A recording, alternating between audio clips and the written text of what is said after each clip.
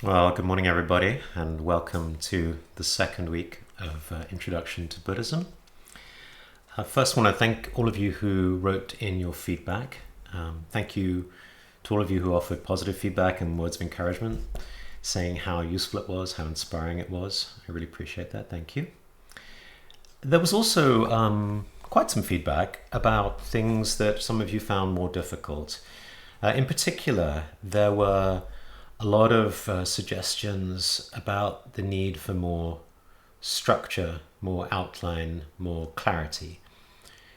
And I also talked to several friends who told me that they found the use of foreign words and terms could be off-putting, especially for complete beginners. And I really appreciate that and take that to heart. And yes, of course, there really has to be the right balance between sort of challenge and support. So I want to try and address that this week. And in particular, let me start straight away by offering you an outline. So this is what we're going to do this week. I'll give it to you full screen first, and then we can have it side by side with me. The topic is, what is the Buddhist approach to the path, and how is that different from what we usually do in our lives? So we'll start by talking about how to relate to the teachings and everyday life, starting with the feedback, the request for more structure, and then reflecting a little bit about different ways we relate to teachings and how we can take the teachings and indeed life as a whole as a path. I think that sort of fundamental attitude is going to be very helpful for you in the way you approach Buddhism. The second big element we'll talk about is some of the elements of the Buddhist approach to the path. So this week's teaching is going to focus on a review of Rinpoche's teaching, "You are your own master." So we'll introduce that idea here. And we'll come back to it in the second part of the teaching, where we'll go through it in detail. And we'll then, after introducing it, talk about the Four Noble Truths and the Threefold Training. Because when Rinpoche talks about you are your own master in his teaching, he does it in the context of the Four Noble Truths. So, especially for beginners, I'd like to go through that to explain what they are. Also like to say a little bit about some of the different traditions in Buddhism in different countries around the world, and give you a brief overview of the three yanas, or the three vehicles of Buddhism. The second part of the teaching will talk a little bit about the Buddhist attitude towards the path, and then move into the teaching on you are your own master and how to be your own master, talking through the reality that we are currently control freaks, as Rinpoche puts it. The reason for that, the root cause, is because we have wrong views. We'll then talk about the goal. What might it look like to live free from fabrications and contrivances, free from this world of references and judgments. And then finally talk about the path. We'll give an introduction to the three marks of existence. So anicca, which is impermanence, dukkha, which is unsatisfactoriness, and anatta, which is non-self. All right. So, having said that, I do want to talk a little bit about structure and about this desire for structure. And it was by no means obvious to me what to do about this. Of course, I wanted to respond to the feedback, but I was also thinking about my experience of Buddhism and how, if you've had anything like a traditional Asian or Tibetan teacher, you'll often find the teachings are very spontaneous, not at all structured like a good Western university lecture. And in fact, there is almost no structure in the original texts at all. In Tibetan texts, for example, I mean, most of the structure is added by later commentators. So let me give you an example.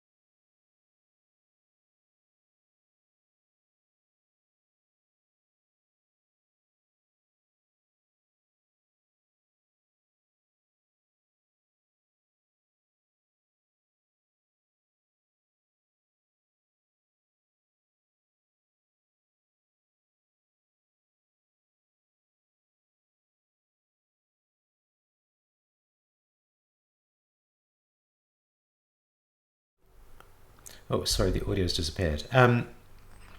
The I was saying that the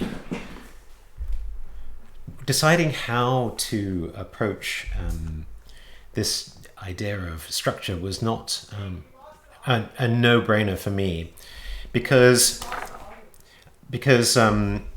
I thought of the authentic experience that I had when I first learned Tibetan Buddhism, and the teachings really are given in a way that's without much structure. So also spontaneity, right? The teachings are given with a very spontaneous approach, often in the middle of the night for the highest teachings, when nobody's ready, when they're all half asleep. And there's something about being prepared, being ready when you are not expecting it.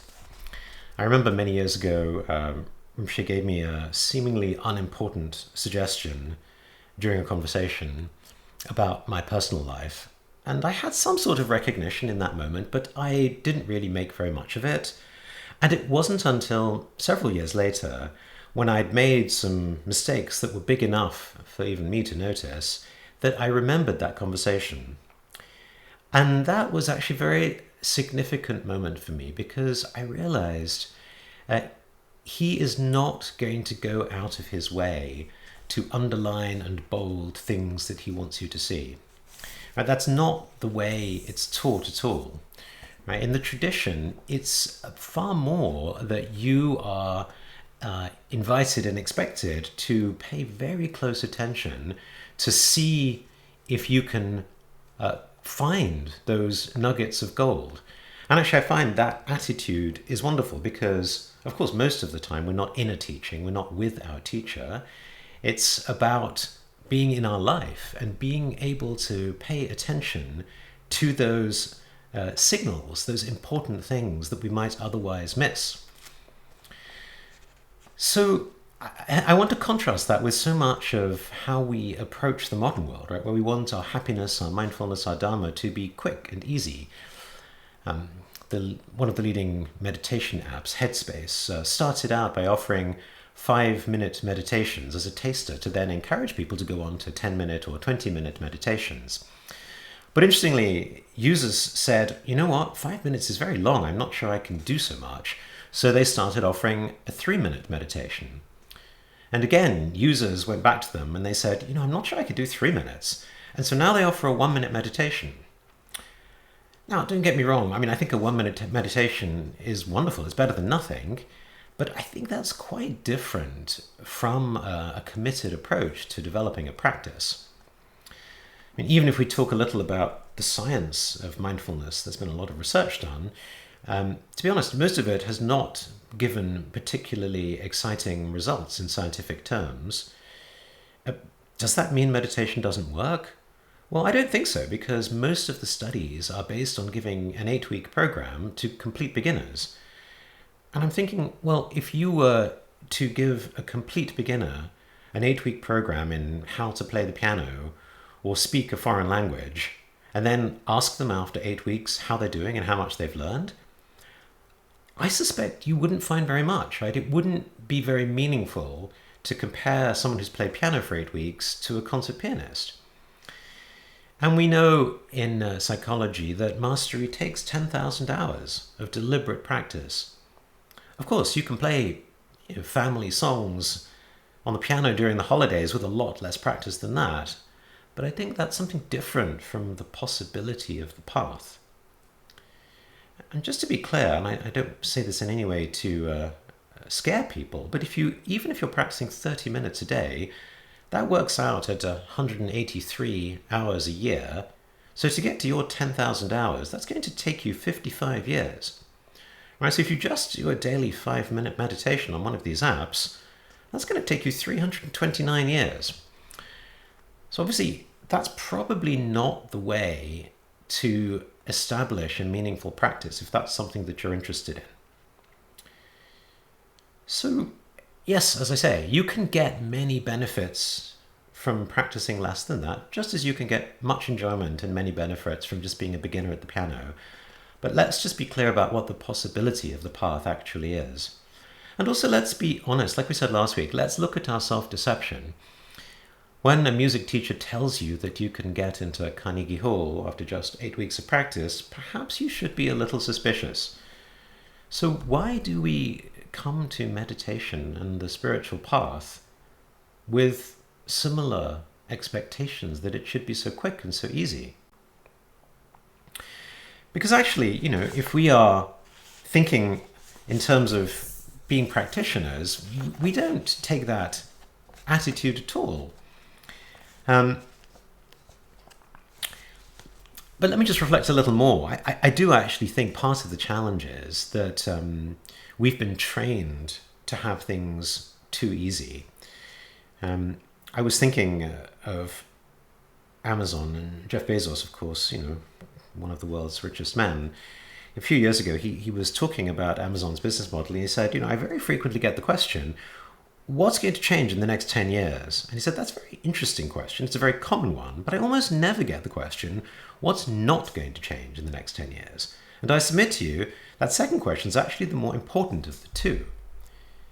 Because you can build a business strategy around the things that are stable in time. In our retail business, we know the customers want low prices, and I know that's going to be true 10 years from now. They want fast delivery. They want vast selection.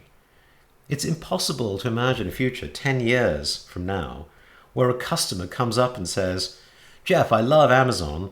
I just wish the prices were a little higher. Or, I love Amazon. I just wish you'd deliver a little more slowly. Impossible. So, after that, we got Amazon Prime, one-day shipping, and the rest is history. If you look at websites, Google research found a few years back that 53% of mobile website visitors will leave a website if the page doesn't load within 3 seconds. So there you go, right? That's the kind of impatience that we've been trained to expect by our consumerist world. And I think, there's another angle on this, which is, making things too easy, too convenient. Of course, that's something we expect and demand, but one can go too far. Why might our teachers make things a little more difficult? Well, as I say, to help us train in awareness. But there's an analogy. Our minds are actually adaptive, right? They're like immune systems. So, for example, microbiologists now say that, of course, the emphasis on hygiene over the last century has saved many lives. But now it may have gone too far because children's immune systems aren't being exposed to a wide enough variety of microbes. And the result is rising rates of asthma and allergies. Right? Our immune systems are weakened if we don't give them enough challenges. And likewise, right, our minds are similar. So in the same way that, kids should be allowed to eat dirt, I think, yes, we want our path to be accessible and to be simple and to be user-friendly, but maybe not too much, right? Rinpoche was also saying this in his latest book, Poison is Medicine, right? When it comes to things we really care about, we don't expect it to be too easy. Right? Anyone who really wants to get good at dance or music or sport or any pursuit really practices a lot. He said, certain human beings have always been willing to make sacrifices in pursuit of their goals. Dancers, painters, and musicians suffer pain and in some cases severe bullying for the sake of their art. I've been told that traditionally the first part of a tabla student's training is to play stones, not drums, and to teach them how to set their hands correctly. Stones are sometimes tied to their wrists. Social activists continue to endure imprisonment and even torture in pursuit of freedom and fairness. How much suffering are we willing to endure for the sake of an education seems to depend on what we want to achieve in life. If your goal is to live safely within your comfort zone until you die, it's unlikely you will challenge yourself or take any risks. But if your overriding ambition is to become a professional ballerina, you won't be put off by bleeding feet. Would Nelson Mandela have challenged the apartheid system in the first place if his priority had been his own personal comfort and well-being? I don't know, for all the parents out there, I was thinking, is parenting user-friendly? Are sleepless nights with teething babies easy? Actually, research in positive psychology shows that having a child makes you less happy, although clearly it's more meaningful in terms of other life outcomes. So if we're just optimizing happiness, ease, convenience, frankly, we'd probably all die out as a species, right? People wouldn't even have kids anymore. Another example, this idea of path and practice, right? This mindset of what might it be like to be a practitioner. One of my favorite examples is sushi. So the tradition of itami, where sushi chefs in Japan, the word itami means literally in front of the board, referring to the cutting board where they cut the fish. It takes about 5 years working alongside Master Itami until the apprentice is even allowed to prepare sushi rice. Just think about that for a moment.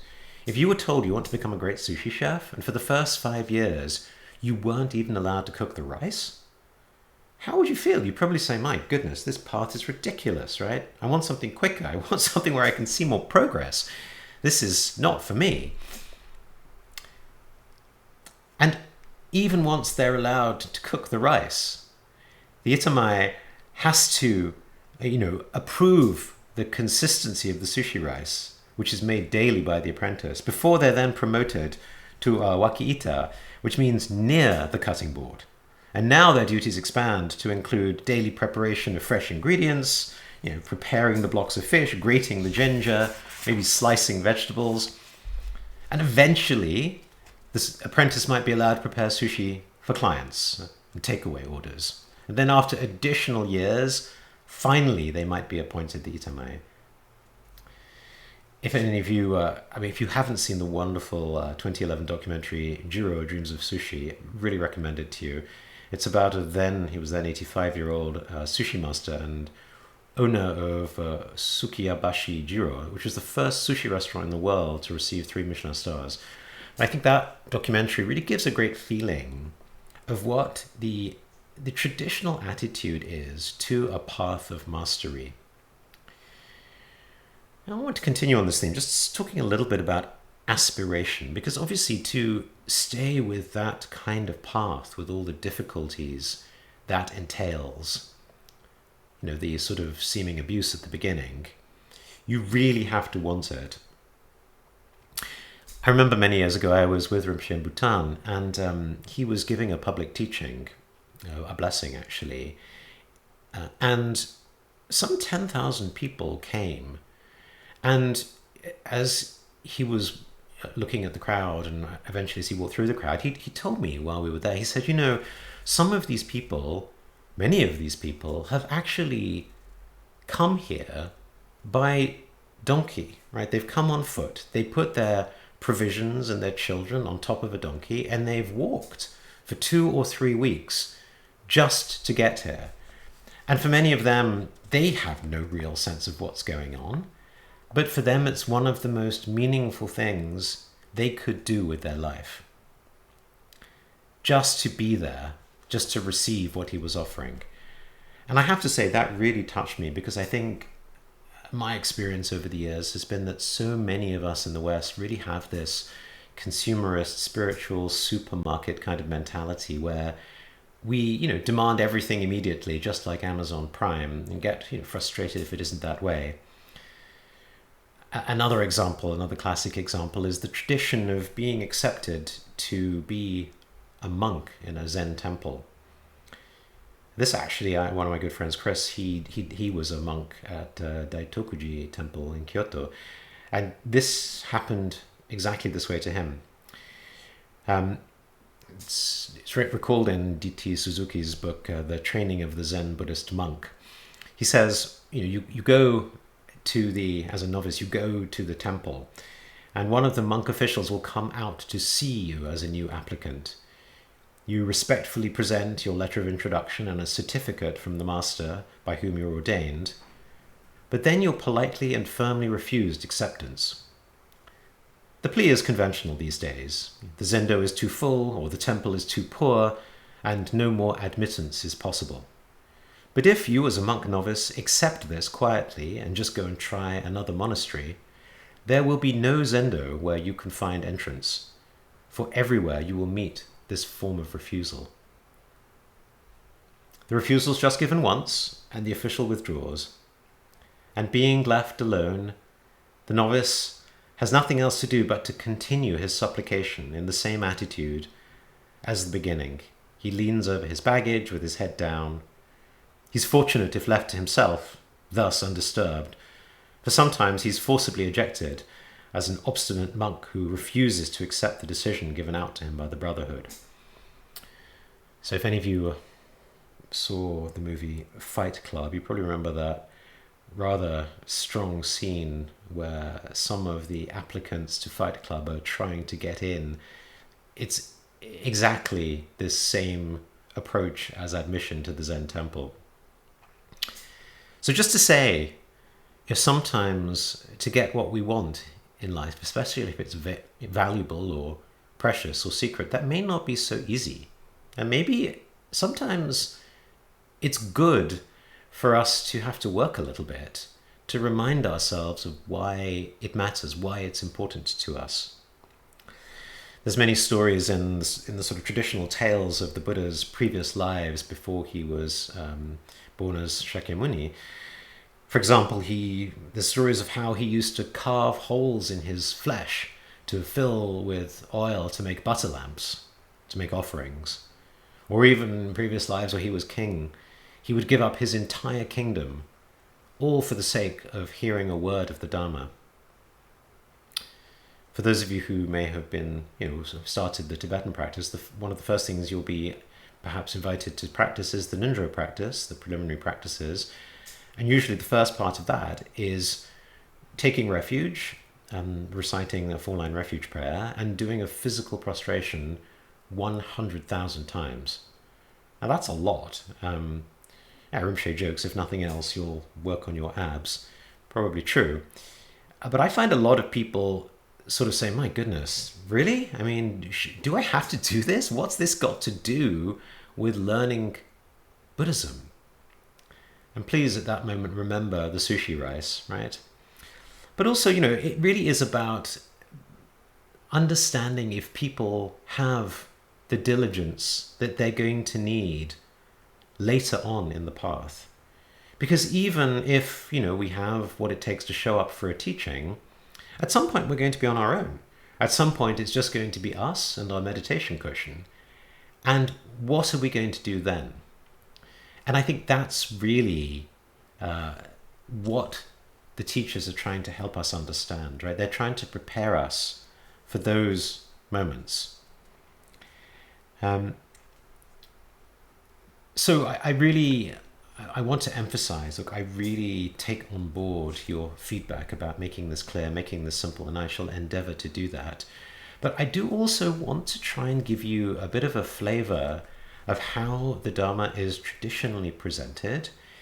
And to make the point, it's not some sort of punitive or sadistic use of power. Far from it. No, it's really to make you reflect on what it really is to take on any kind of practice of mastery.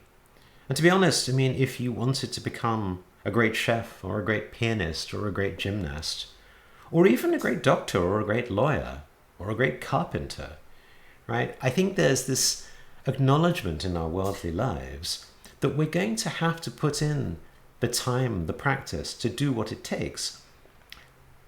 I just want to encourage you to approach your study and practice of Buddhism with that same attitude. Now, likewise, if you wanted to climb Everest, right, go on a great adventure, you would have to invest in getting fit, getting the right equipment, bringing the right companions, planning the journey carefully. So let's, I want to invite you to think of that. I think in coaching or even in education, we often talk about giving a person a fish as opposed to training them to learn to fish. And my aspiration here is not to give you a fish as much as to help you become good fishermen. As we said last week, there's so much out there in the world of Dharma. It's so complex, so many different teachings and teachers, that just giving you one more teaching, that alone is not the answer, right? It's, I think, more helpful to learn how to navigate, right? How to fish in these waters. How can I leave you more self-sufficient, more able to coach yourself when it comes to your Dharma practice? When you're alone, how can you make the most of you being in front of the cushion? And it's not just the challenges of practice, right? It's the challenges of life. As we said last week, we want our Dharma to be available to us when we're facing difficulties. And if our attitude is, oh no, it should always be easy, we won't have trained ourselves, right? Our immune system won't be sufficiently ready. One of the most common things I hear from students is the difficulty of sustaining their practice. They tell me they get bored, they get distracted, they lose inspiration, they lack follow through, it's too difficult, it doesn't feel natural. And I think perhaps some of that comes because we have an unreasonable expectation that it should be easy, convenient, user-friendly. By the way, these are exactly the same complaints I hear from people I'm coaching, executives I'm coaching. They want change to be easy. And change is never going to be easy, right? So just to say, I want to have us come to this with that kind of fortitude and attitude that, yes, look, this is the way it's going to be. I will also, by the way, take accountability for asking for feedback in the first place, because in a way that puts you into a bit of a consumerist mindset where you're saying, do you like the product or not? And of course, in a traditional Tibetan or Buddhist setting, you'll never get the feedback, a question from your teacher. They don't ask. And I suspect maybe it's partly because they don't want to put you into that mindset. Nevertheless, I made a choice. I'm grateful for the feedback. And I think we can aspire to have the best of both worlds, right? We can try and have an environment that is user-friendly, that does provide the structure and ease of use. And at the same time, I want to invite you to think about your attitude, your mindset, and approaching the path. So just to say a little more, so if I go back to the outline, we're now transitioning to, so that we just covered the idea of three mindsets: the beginner, the consumer, and the practitioner. And I want to talk a little bit about life as a path. So, if we're saying it's not just about the, optimal, ideal transmission of information, Buddhism's about a training, a path. So I really want to invite you, as even now, right, as you're listening to this teaching, I want to invite you to notice your reaction. Right? We talked last week about the Zen story, A Cup of Tea, where the master was receiving an intellectual student, and he kept pouring tea until the cup overflowed, to illustrate that if we come with a mind that's too full, we won't be able to take in anything new. And here I want to, yes, let's bear that in mind, but even more, bear in mind the idea that the Dharma is a mirror, right? If we hold it up, it will reflect back at us. What is our state of mind? How are we feeling emotionally? What are our reactions? And allowing ourselves to notice that. Because, people, if you're getting frustrated with the teaching, of course, I admit, I'm sure partly that's due to my shortcomings as a teacher, but I also want to invite you to look at what you might be bringing to that. Because when I'm not here, when the teaching isn't happening, what does that leave you with, right? When you're sitting trying to read a difficult text and getting frustrated with it, or trying to do your prostrations, and you've done 300 today already and your knees are aching and you're like, I've had enough, I don't want to do this. So especially in the Mahayana and the Vajrayana traditions, and I'll talk in a moment about what these different traditions are, it really is to use your life as a path, in the sense that if we cultivate awareness, every moment can be a teaching moment. Yeah? Really using Dharma as a mirror that way. Whether or not there are words of Dharma present, whether or not you're sitting on a meditation cushion, right? You could be sitting in your car in the middle of traffic and just noticing your frustration. You could be walking through the woods and noticing a leaf falling. That might bring to mind thoughts of impermanence. You could be standing in line in the grocery store and just noticing how some people attract you and other people repel you. Right? Looking at headlines in the newspaper or things in your Facebook or Instagram feed. Right, well, we'll come back to this when we talk more about vipassana and mindfulness. So, yeah, really I want to encourage you to take that attitude. And by the way, this idea of becoming your own master, right, this self-coaching that I mentioned, I mean, by happy coincidence, it's not just how to listen to the teachings, it's actually the theme of the teachings this week. So let's go for the middle way here, right? I'm going to do my best now and in future sessions to respond and make it as user-friendly as I can. And I want to invite you to see if you can use this experience as a mirror, as a chance to practice your own awareness. I had to smile. There was also other feedback saying things like people wanted me to wear a different shirt. You'll see I've done that. Some people wanted background music. There's going to be background music in the breaks. Some people even commented that they didn't like my English. I apologize. I grew up in the home of the English language, educated at Cambridge. I can't promise that my accent is going to suit everyone, and I apologize if the color of my shirt or the English accent is getting between you and the Dharma. I don't know what more I can say, except maybe just to invite you to see if you can get beyond that for yourself. All right, so let's show you back on the outline once again. We're now going to transition to talking a little about the elements of the Buddhist approach to the path. So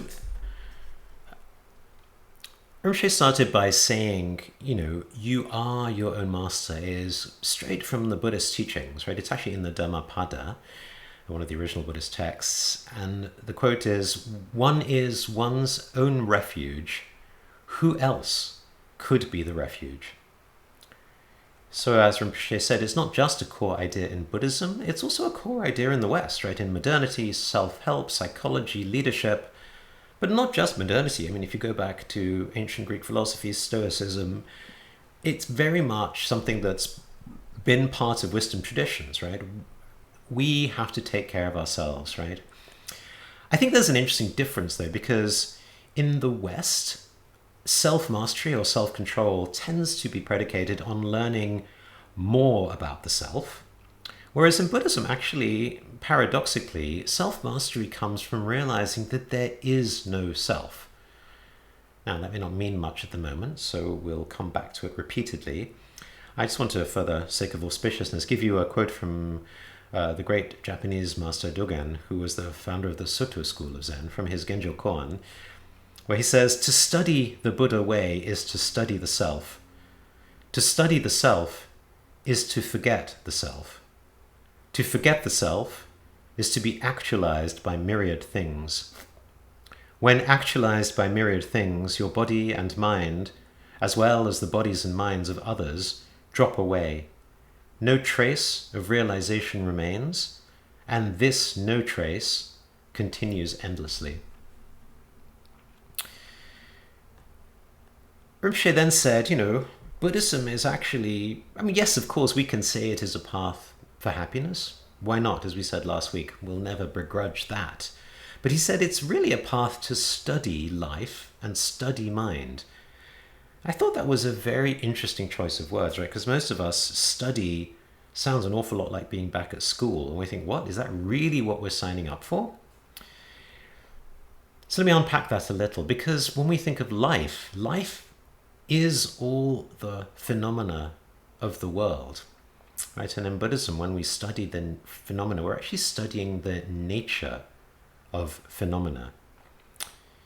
And when you study life, which is the objects, or whether you study mind, the subject, which is observing these objects, you'll end up at a place of studying both subject and object. Initially, maybe just intellectual understanding, but as you practice, as you contemplate, you'll have experience, and finally you'll come to a place of realization.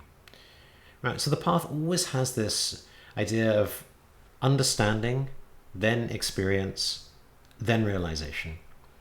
Now, some traditions are a little different. For example, in the Zen tradition, they'll often say the experience comes first, right? What they call satori, where you may have this momentary experience of the self not being there, right? Awareness without the person, without the self. And then that becomes the beginning, right? Where you then study and practice and then attain realization. But in any case, there is this progression. One thing I do want to say about this teaching, that you are your own master, that Rinpoche gave, and actually it's really something common to all of the teachings from this most recent cycle, from mid-2019 to mid-2021, is that he's been teaching the most basic Shravakayana Theravada forms of Buddhism. Again, I'll come back to those words a little later. But he's been teaching it from the very highest view, right? The view of Dzogchen or Mahamudra, so the non-dual view. So even when he uses words in this teaching like unfabricated and uncontrived, and we'll come back to this a little, this is the very highest language of the highest path. Of course, that's an everyday English understanding of this word as well.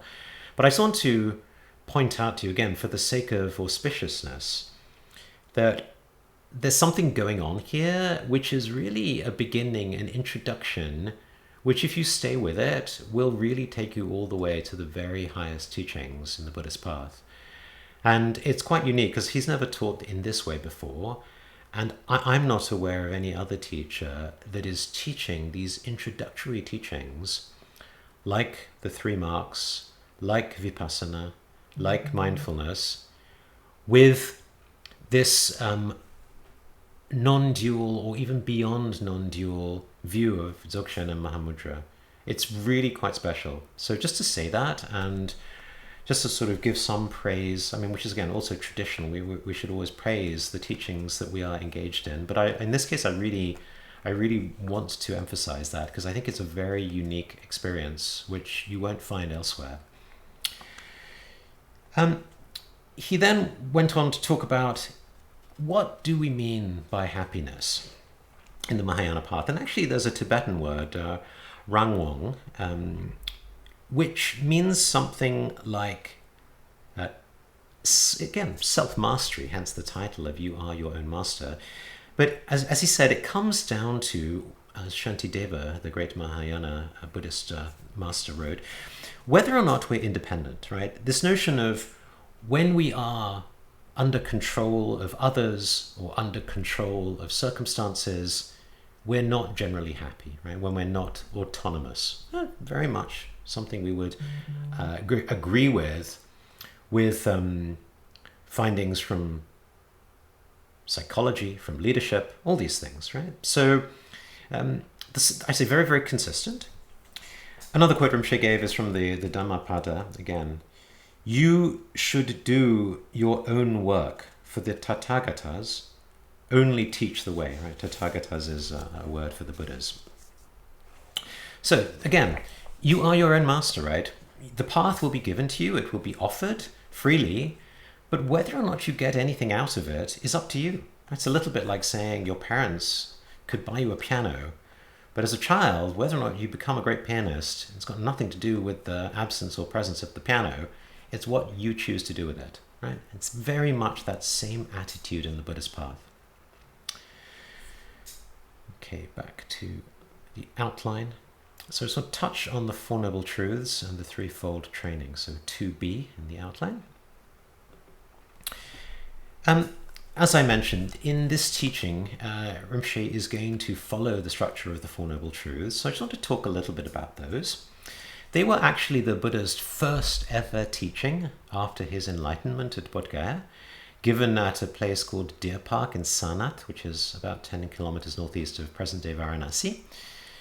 And it really follows a very contemporary structure. So these four truths, let me give them in contemporary words. The first truth is all around reality, right? Becoming aware of your current reality. What are the current outcomes in your life? What are the results that your current approach, your current behaviors are producing? So that's the first truth, and we'll talk about that in a moment. The second truth is asking why. Right? In the West, we'd call it a root cause analysis, right? So if that's the outcome, why are we getting those outcomes, right? What is our current approach, our current behaviors? What's behind our current behaviors that's leading to those results? Now, if we're looking at human change, that typically involves looking at not just the behaviors behind the results, but the mindsets behind the behaviors, right? What is it about the way we're approaching a situation? What are our assumptions? What are our habits of thought and action? But then also, what's the surrounding environment, the culture, the incentives, the social systems? Do we understand the goal? Are there opportunities to do these things differently?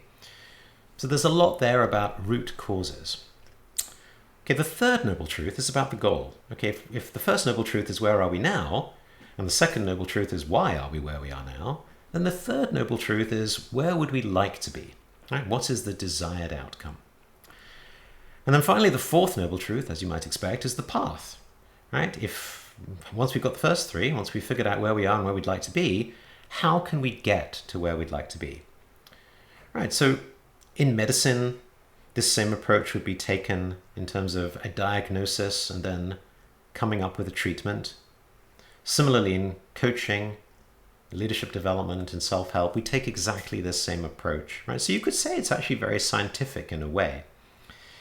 And for those of you who want to go behind this more, I actually strongly recommend, there's a lovely book called Principles by Ray Dalio, who's the CEO of the world's most successful hedge fund called Bridgewater Associates, who himself actually is a passionate advocate of mindfulness and is a practitioner himself.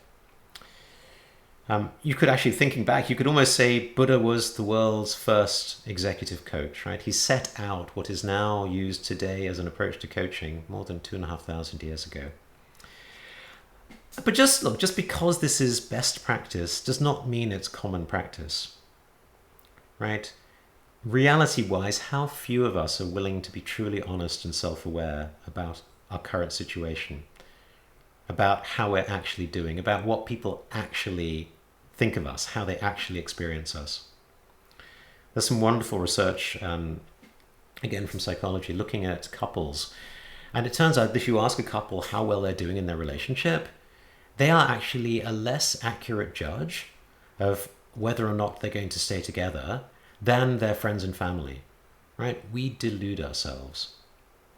I think something to learn there. In terms of root causes, right, as we've already said, we like convenience, we like quick fixes, we like symptom fixes. Not many of us want to take the time to think carefully about why are things the way they are. Not many of us are prepared to look more deeply and say what actually needs to change. Goals, well, we talked last week, how many of us really have thought through the goals that we want for our life, what's really important to us, what will really matter to us in years to come or on our deathbeds. So by no means have we necessarily thought enough about goals. And path, I mean, even if we've done all of the above, can we find a path? Can we find a solution, a teacher, a teaching? And even if we find the path, can we actually follow it? Another finding that fascinates me is people are more diligent in giving medicine to their pets than they are in following their own prescriptions. Isn't that fascinating, right? You would think if we'd gone to the doctor and found we need to take some medicine, we'd actually do what the doctor suggested, but it turns out we won't. We're better with our pets. So, how is Buddhism similar and different? Well, it will follow this same structure, right? The difference is the content. The difference is the nature of the problem that we're trying to solve.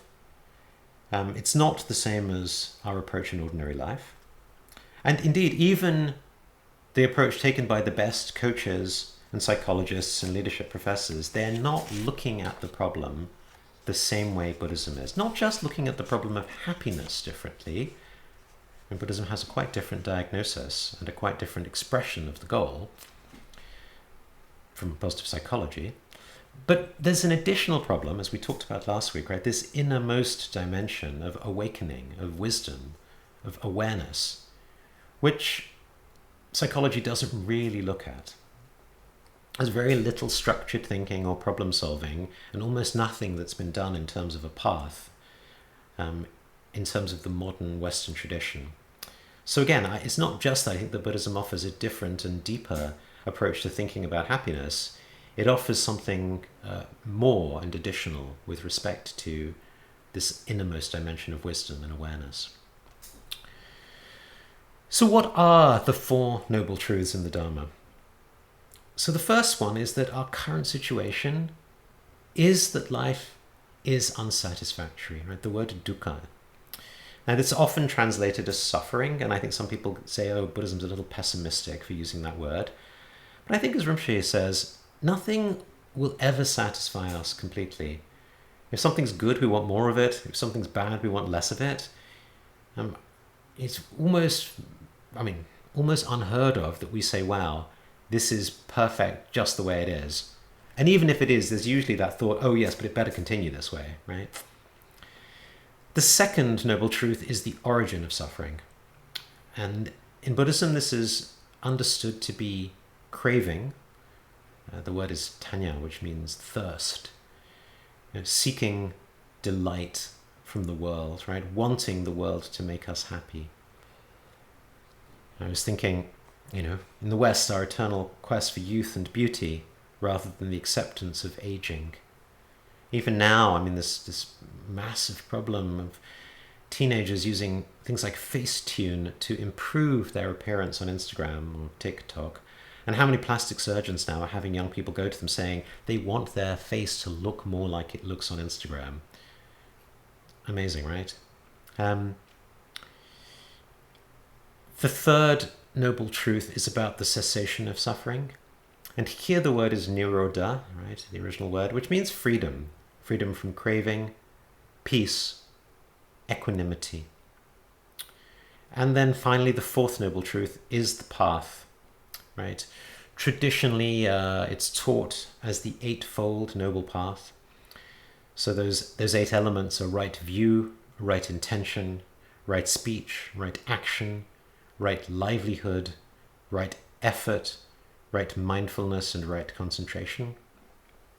It can also be simplified, actually, as Rinpoche did, into a threefold training in virtue, so training in virtue, training the mind, and training in wisdom. Right. So the training in virtue or moral discipline, and the word is the Sanskrit's shila. So that corresponds to the 3 elements of right speech, right action, and right livelihood. And in other Buddhist paths, right, that is expanded to look at ethics more generally. In the Mahayana path, it's all about compassion, how to think about one's place in the world, how to relate to other people, and so on and so forth. So it's huge and very, very similar to the whole Western philosophical tradition of ethics, right? Same in some ways, different in others, of course, because here it's about, well, how would you build an ethical path founded on the realization that there is no self? So that leads you in some interesting and different directions from a sort of Judeo-Christian tradition. The second training is the training in mind, or samadhi, which means meditative concentration or one-pointedness. And that's the elements of right effort, right mindfulness, right concentration. So here it's a little bit like, yes, in order to be successful on the path, we need our minds to be well-honed, finely tuned instruments. Yeah, and we can do a lot more to be able to sustain our concentration, to be able to focus one-pointedly when necessary, to continue, as we said earlier, with the right effort when we're feeling a bit frustrated or bored or looking for some distraction. Right? That's all part of training the mind. How can we sustain our engagement with the practice and with the study of Buddhism? And then the third training is training in wisdom, or prajna, which is about right view or right intention. And we'll talk a lot about that in these weeks, partly because, as Rinpoche said here, and he says in pretty much all the teachings he's given during this period, the most important of these three trainings, out of training in virtue, or training the mind, or training in wisdom, the most important is training in wisdom. Right, so we'll talk a lot more about what that means. And again, just to say, this threefold structure is found in all, although it's traditional to the Theravada or Shravakayana, the most basic path, it's found in all the Buddhist paths, right? In the Mahayana also, it's quoted by Nagarjuna in his letter to a friend, where he says, in verse 53, he says, "Train always in superior discipline, superior wisdom, and superior mind. Monks' views exceed 105 tens, yet they are all included in these three." Right, so just to say that this, we can simplify the entirety of the Buddhist path just to these three trainings. And actually, people ask me to introduce Buddhism. I'll often talk about it in those terms. Yes, it's training in virtue, or we could say in ethics, in compassion, in kindness, right? How to live well. It's training our minds, and it's training in wisdom. And just, again, and we'll talk about this more as well, but just to notice, there is a very strong distinction made between mind and wisdom. And I think for some of us that might be, oh, that's surprising, because often we think of mind and wisdom as being sort of the same thing. But in Buddhism, they're quite different, and we'll talk more about that. Okay, so given the time, I'm going to take a 10-minute break. I'll just put the outline back up. So you'll see I didn't quite time it perfectly. We're not quite at the end of part one, so I'll finish that after the break. But right now, I will give you 10 minutes break, and we'll start at 5 minutes after the hour. So I'll see you back then.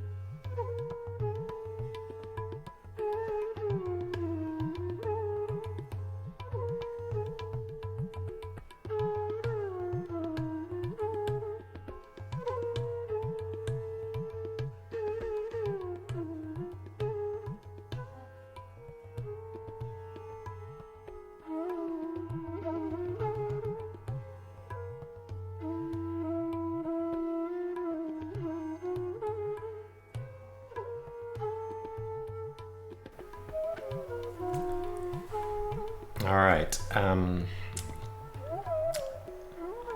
off the music. So welcome back. Actually, just want to remind you, we are going to be doing questions and answers starting in an hour from now. If any of you do have questions you'd like to ask, the link to the Google form with the questions is on the program introduction page. Yeah, so please use that if you have any questions, and I will answer the questions put in the link. Also, for some of you in the feedback about the sort of complexity, the structure, and so forth, were asking, is there some way we could have almost like another 2-hour session, sort of almost like a prelude to this 8-week course, something which is really the most basic of the basics? I think that's quite an interesting idea. So one other thing I'm going to ask at the end when I ask you all for feedback is if you have any suggestions about what we might do for people who really are very new. Would something like that be useful? Do you have other requests or suggestions? Please let me know, because as I mentioned, I really do want this to be engaging and inspiring and useful for people. So yeah, let's come together and think of what that might look like.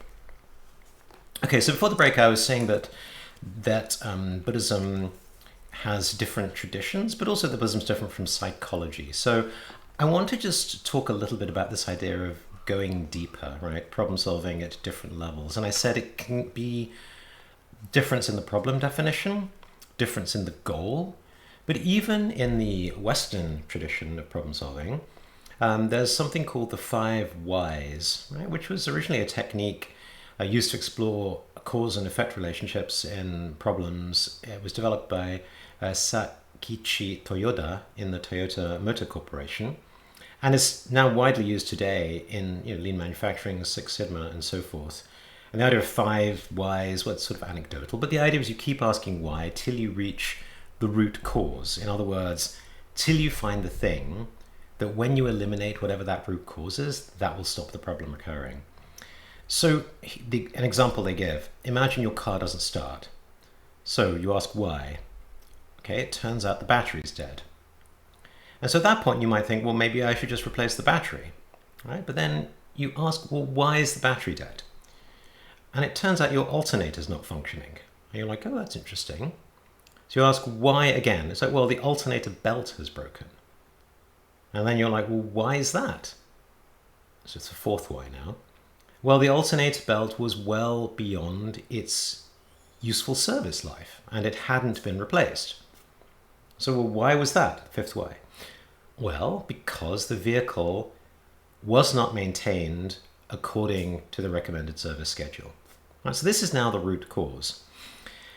And if we understand the root cause, we'll be solving the right problem, right? So just this is an analogy, right? The point is, if your car has a dead battery and all you do is change the battery, but you're not looking at all the reasons why the battery is dead, you're just going to end up with another dead battery sooner or later, right?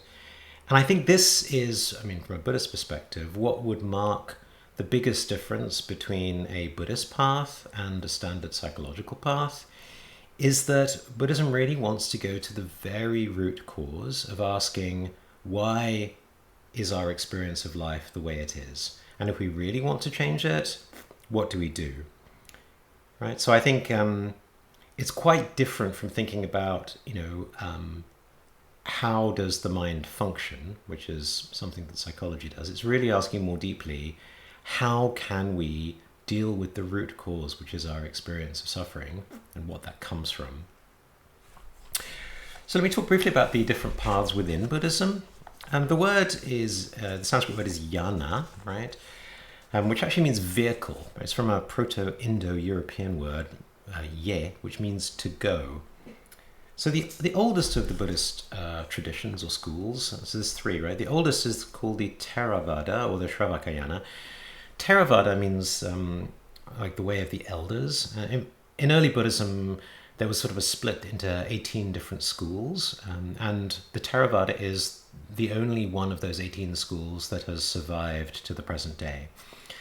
It's sometimes called the Shravakayana as well. Shravaka is a word that means a hearer and a listener. So it's a word that talks about the original practitioners and students of the Buddha, who were called Shravakas. As Buddhist traditions go, it's the oldest. It probably considers itself more orthodox. Tends to be more conservative in its doctrine and discipline. It's based on the Pali Canon, which was preserved orally after the Buddha's death and wasn't written down until 450 years after his death. I know from modern mind that might be, well, why on earth would we believe any of it's still true? I think you have to understand, in the ancient world, the oral tradition was such that people had the ability to memorize and recite and pass on teachings quite unlike what we can today. We just don't train that anymore. The aspiration in this path is to become an arhat, right? Somebody who, so it's a foe destroyer, literally, who has destroyed the foe, right? The enemy that is craving and clinging, ego, right? The root of our suffering. The path traditionally says once you have come to this place of being a stream enterer, it's a particular level of practice, you can reach your arhathood in no more than 7 lifetimes. Of course, this brings up a whole other set of questions about rebirth and multiple lifetimes and so forth. We can go into that separately if you like. This kind of Buddhism is prevalent today in Sri Lanka, in Burma, Myanmar as it's called, Laos, in Thailand, Cambodia, and actually it's become quite popular in the West. It's very much part of American Buddhism, in the sense of Jack Kornfield, Sharon Salzberg, Joseph Goldstein, all of whom have a Theravada background or Thai forest tradition, Goenka Vipassana. Although Goldstein was also a student of the Tibetan teacher Trigam Trungpa Rinpoche. But nevertheless, they are really basing their approach to teaching Buddhism in America on this very ancient set of, Theravada teachings that really emphasize simplicity, more renunciation-oriented, very much emphasis on mindfulness and so forth. Okay, the second vehicle, or yana, is called the Mahayana, which basically means the greater vehicle, which is the one that focuses on the Bodhisattva path, right? We'll talk about that perhaps as well. This vehicle considers the Mahayana sutras authoritative in addition to the other Pali Canon sutras. Now, this is already quite controversial because these Mahayana sutras weren't written down until the 1st to 2nd centuries CE, right? So notably, they include all the Prajna Paramita sutras, the oldest of which was about a century BCE. But just to say, a lot of the Theravada, the very hardcore Theravada Buddhists would say even Mahayana isn't really Buddhism, right? It's based on sutras that aren't original. And so they question a lot of that. I mean, I don't want to particularly get into that now, but, I think it's worth understanding why they say that, and also why a Mahayana Buddhist response would say, well, that's not necessarily the truth. I mean, the best I could give as an analogy would be something like saying, in medieval science, there was a whole science of alchemy, and you could say it was the original first teaching on chemistry, which in many ways it was. I mean, even famous, great scientists like Newton was an alchemist on the side. But, in terms of modern chemistry, I don't think we would get overly excited by wanting to go back to, the true original alchemy. I think we'd be satisfied that maybe there were reasons that people have built upon those earlier teachings. So I would invite you to come in with a similar attitude about thinking about Mahayana as building on. Again, not to say, so alchemy perhaps is a bad example because it implies the Theravada teachings are not still relevant and not still powerful as a path of transformation, which indeed they are. But just to say, just because they have been further deepened and built on, back to the 5 whys, I wouldn't in any way use that to dismiss the Mahayana. Here the aspiration is to become a fully enlightened Buddha, right? Not just an arhat, and to liberate all beings. And the path is now said to take 3 countless aeons, which in Indian cosmology was a very long time indeed. Although once you study Madhyamaka and Buddhist philosophy a little more, the whole meaning of time is transformed, right? So it isn't actually what it might sound. This kind of Buddhism is very much alive and well in China, Japan, Korea, Singapore, parts of Russia, most of Vietnam. It includes traditions such as Nichiren, Pure Land, Shingon, Tendai, and also the Chan and Zen traditions of Buddhism. Many of you in your registration noted that you were students of Thich Nhat Hanh. So he is a classic Mahayana teacher teaching in the West right now from a Vietnamese Zen tradition. But, I would say he's a great example of that. And of course, even within other teachings, like I'll come to the Tibetan or the Vajrayana in a second, you will find many texts that are strongly Mahayana in their focus, right? So a lot of the Tibetan path is studying the Mahayana, right? So all the teachings and compassion, etc., a lot of that is very much Mahayana teaching, even though it's given as part of the Vajrayana path. Right, so let's talk a little bit about the third yana, right? The Vajrayana. Vajra means diamond, right? So diamond vehicle. It's also part of the Mahayana in terms of its goals and its philosophical approach, right? So to reach full enlightenment, to liberate all sentient beings. But the methods are said to be more powerful, right? It imported all the tantric methods from India, including visualizations, mantras, deities, and so on and so forth. There's much more emphasis on needing ritual initiation and empowerment by a teacher. So these teachings spread from India into Tibet in the 8th century. And there were 4 Tibetan schools, right? The oldest, the Nyingma, was 8th century. Then the Kagyu and Sakya schools came in the 11th century. And then finally the Gelug, which is the school of the Dalai Lama, was 15th century.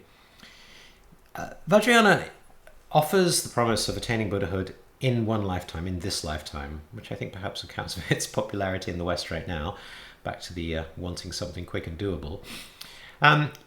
Seen very much in Tibet, of course, Bhutan, Mongolia, but esoteric Buddhism is also in other parts of Asia, right? It actually arrived in China before it arrived in Tibet. It got to China in the 7th century in the Tang dynasty, and also went to Japan as Shingon Buddhism in the same period. And actually during the Yuan dynasty, the Mongol emperors made Tibetan Buddhism the official religion of China, right? And Tibetan lamas were given patronage at the Chinese court. There are other esoteric Vajrayana traditions, like in Nepal, there's Newa Buddhism.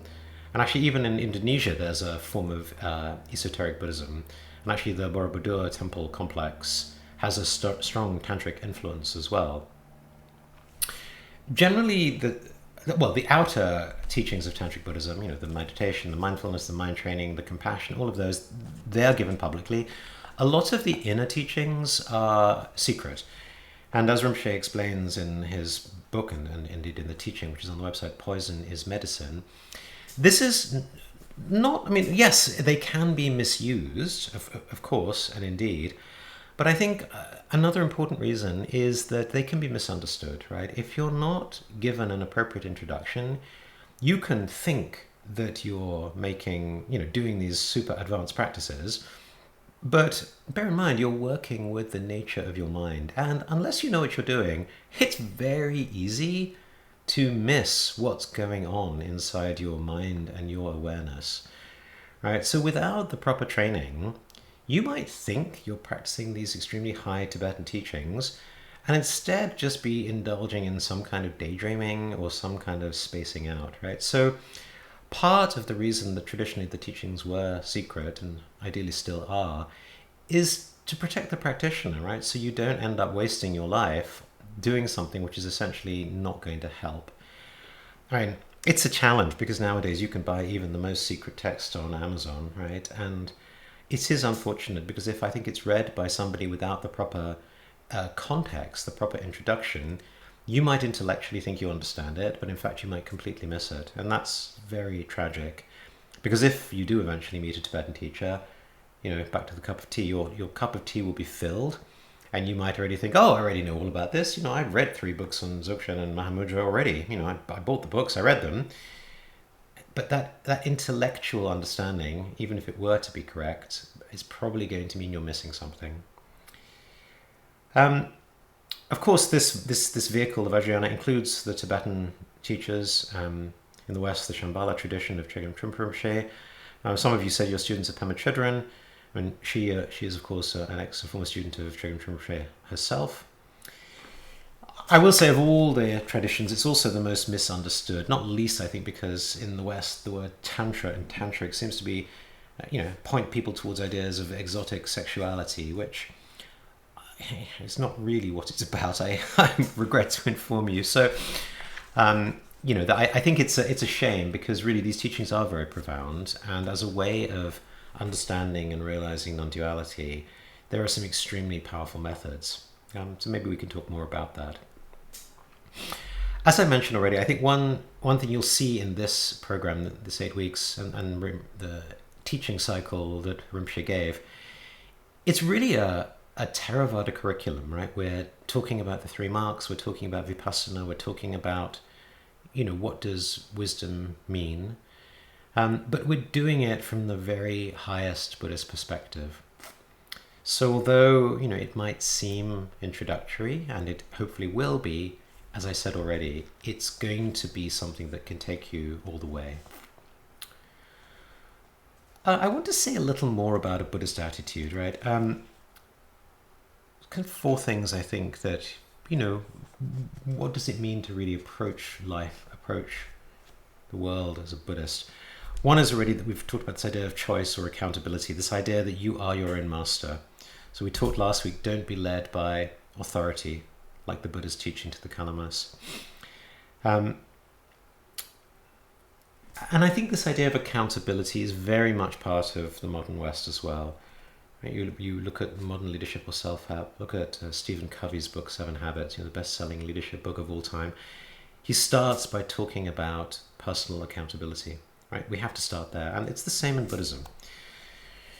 And actually, once you start to take accountability, you become more curious about why your life is the way it is. You stop blaming circumstances, you stop blaming other people, and you start to look inside. You start to look at the root causes. Right? You actually naturally start to follow the path of the Four Noble Truths, right? That path of investigation. But also you become more curious about the impact of your actions on others, on the world, right? You start to become more compassionate, more empathetic, more thoughtful. And just because you're starting to realize, you're not an island. You do interact with the world. Your actions, your thoughts, your words, they do have an influence on others. Okay, the second principle, Rinpoche touches on this in this teaching also, is rather than covering the world with leather, you cover your own feet with leather. So here the quotes again from Shantideva in the Bodhicharyavatara. He says, "To cover all the earth with sheets of leather, where could such amounts of skin be found? But with the leather soles of just my shoes, it is as though I cover all the earth." It's similar but different in terms of, famous quote from Confucius, very much part of the Chinese tradition. To put the world in order, we must first put the nation in order. To put the nation in order, we must first put the family in order. To put the family in order, we must first cultivate our personal life. We must first set our hearts right. So this is from the Great Learning, which is the 42nd chapter of the Li Ji, the classic of rites. Again, this comes up in contemporary leadership.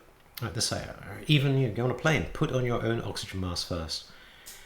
I say this for there's 2 different ways we can think about this. Firstly, just really taking accountability for our own emotions, our own experiences, our own narratives. And rather than trying to change the world, try and cover our own feet, right? Try and change ourselves. So a version of what we said at the very beginning about how to relate to the teachings. But I think another important way of thinking about this is the Mahayana idea that if we seek to benefit others, that's going to be much less effective if we haven't done the work on ourselves. Right? So certainly for anyone who's a leader themselves or a student of leadership, we know this principle. You have to start with leading yourself. But I have a lot of friends who are, in the progressive world of social activism and social justice. And I think there are many people in that world who want to change the world, but are doing it without necessarily having really looked inside and sought to question, what am I bringing to this? Have I really done the work that I need to do to enable me to be an effective agent of change?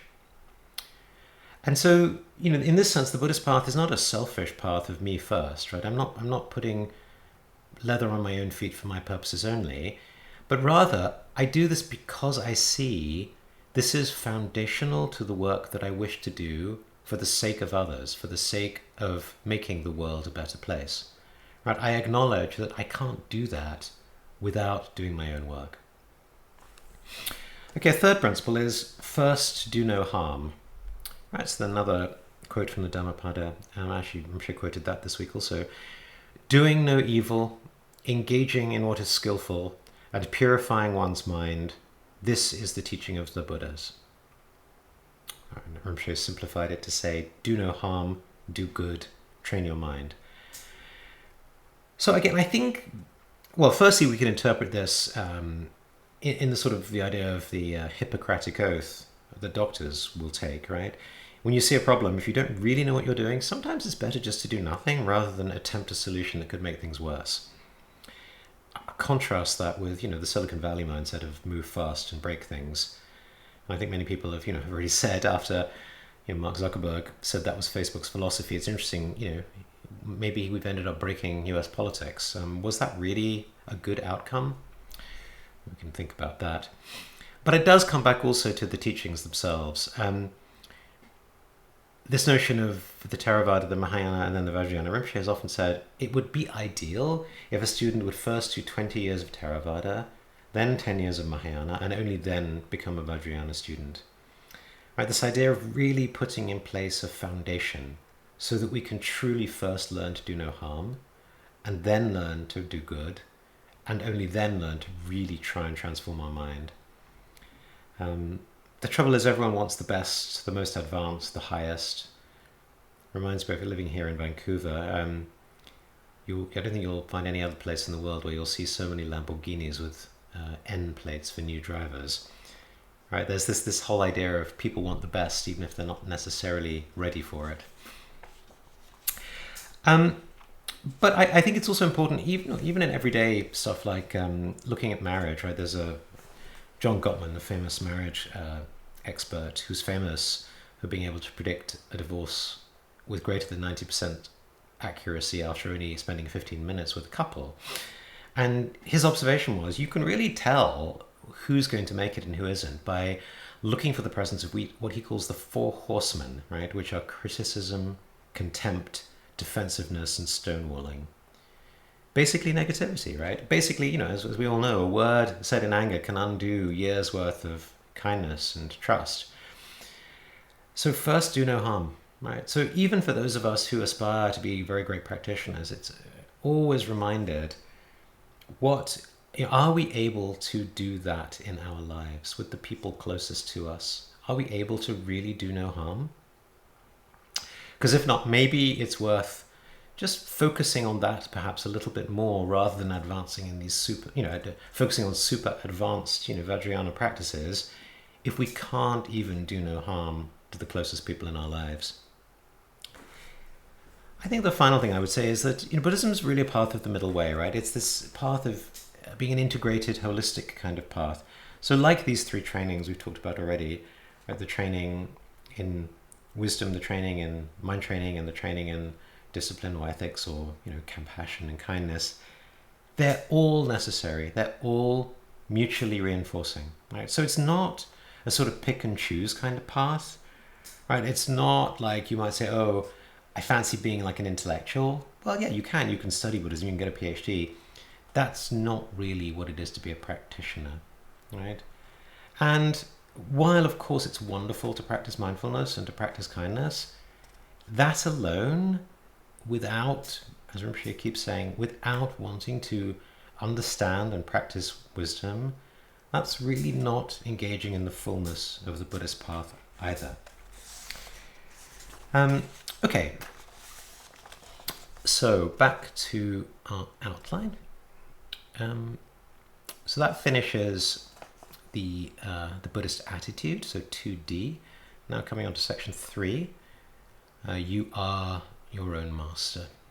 So let's talk through that. And remember, the way Rinpoche taught it was corresponding to the structure of the Four Noble Truths. So he started by saying, yes, what's the problem? Well, the problem is we're control freaks. Right? We love, we say the answer is to live with freedom, with peace, with happiness. But actually, we all want to control the world.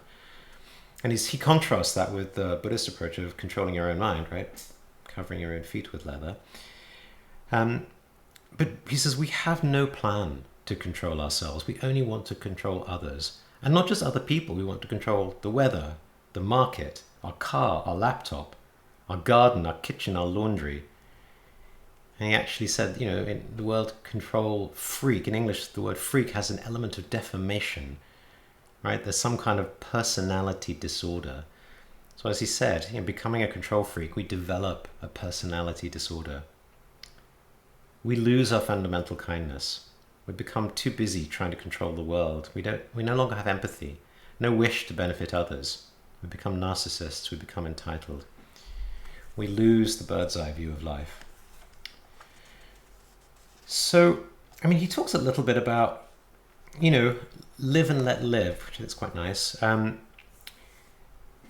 do your own thing. I looked up in the dictionary.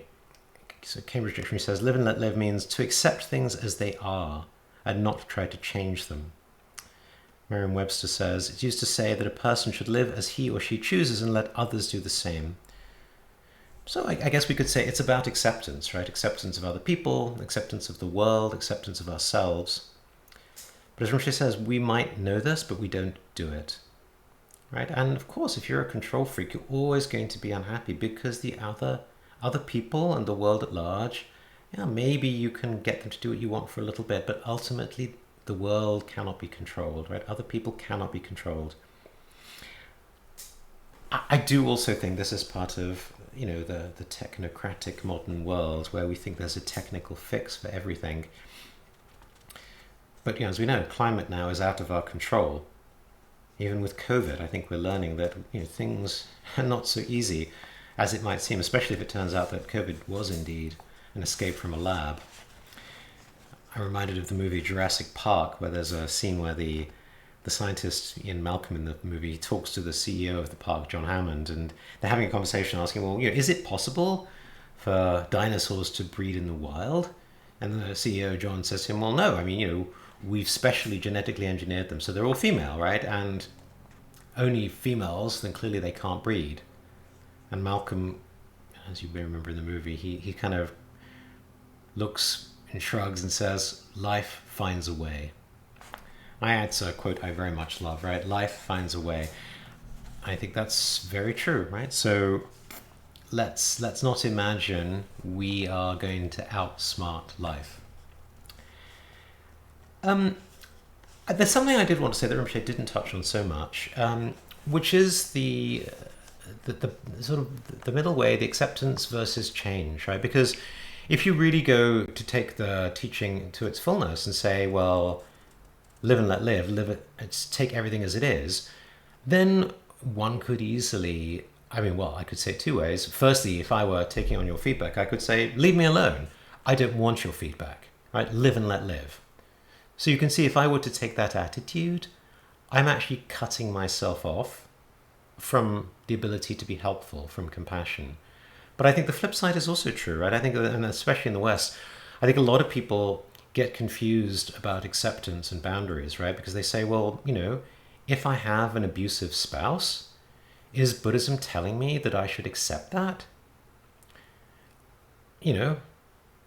Or if I'm at work and my boss is asking me to do a bunch of stuff and I tell my boss, live and let live, I might find myself without a job, right? So there's, I think, a misunderstanding about what this means. That's a nice quote from the philosopher Schopenhauer. He says, the life of an individual is a constant struggle, and not merely a metaphorical one against want or boredom, but also an actual struggle against other people. He discovers adversaries everywhere, lives in continual conflict, and dies with sword in hand. Oh, perhaps a little strong, but I think you get the point, right? If we are a little too naive, and Buddhism never asks us to be too naive, we may misinterpret what acceptance actually means, right? We think, it's actually being taught, right, to try and take us away from our default of being control freaks. It's not trying to take us to a place of becoming, completely defenseless with no boundaries.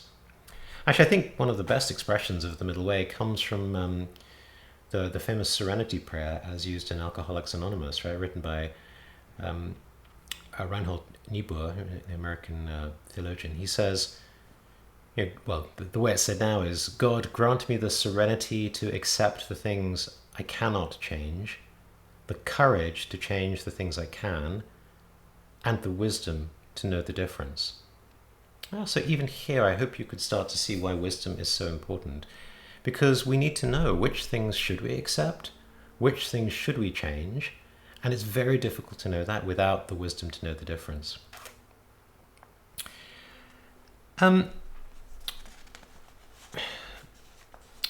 There's a very sort of sad story actually about a guy called Professor George Price, who was quite a famous American population geneticist who then went to teach in London. And he, as part of his theory of evolution and population genetics, concluded correctly that the further removed two organisms are from one another genetically, the less likely they are to show altruism for each other. And he found this very disturbing because he had recently undergone a conversion to Christianity, and he found that to be offensive to his Christian beliefs. And so he got very depressed by the implications of this, and as an attempt to try and prove this wrong, he began showing an ever-increasing amount in both quality and quantity of random kindness to strangers. Right? His house basically became a shelter for homeless people and drunks and addicts. So much so that he ended up not even being able to live there anymore. He ended up sleeping in his office at the Galton Laboratory. He gave up basically everything to help alcoholics and homeless people. They stole all his belongings. They ransacked his house. And I think the more he saw that, the more he fell into depression. He was eventually evicted, actually, from his house. And he ended up moving into various squats, became depressed, and finally committed suicide. So it's a terribly sad story. And yes, I'm sure he had his own mental health challenges to deal with. But I like to use that story as an example of what Rinpoche sometimes calls idiot compassion. Right? This idea where we misunderstand what it is to show compassion for others, and we do it in a way that ends up being so self-destructive that we're unable to actually help anybody, right?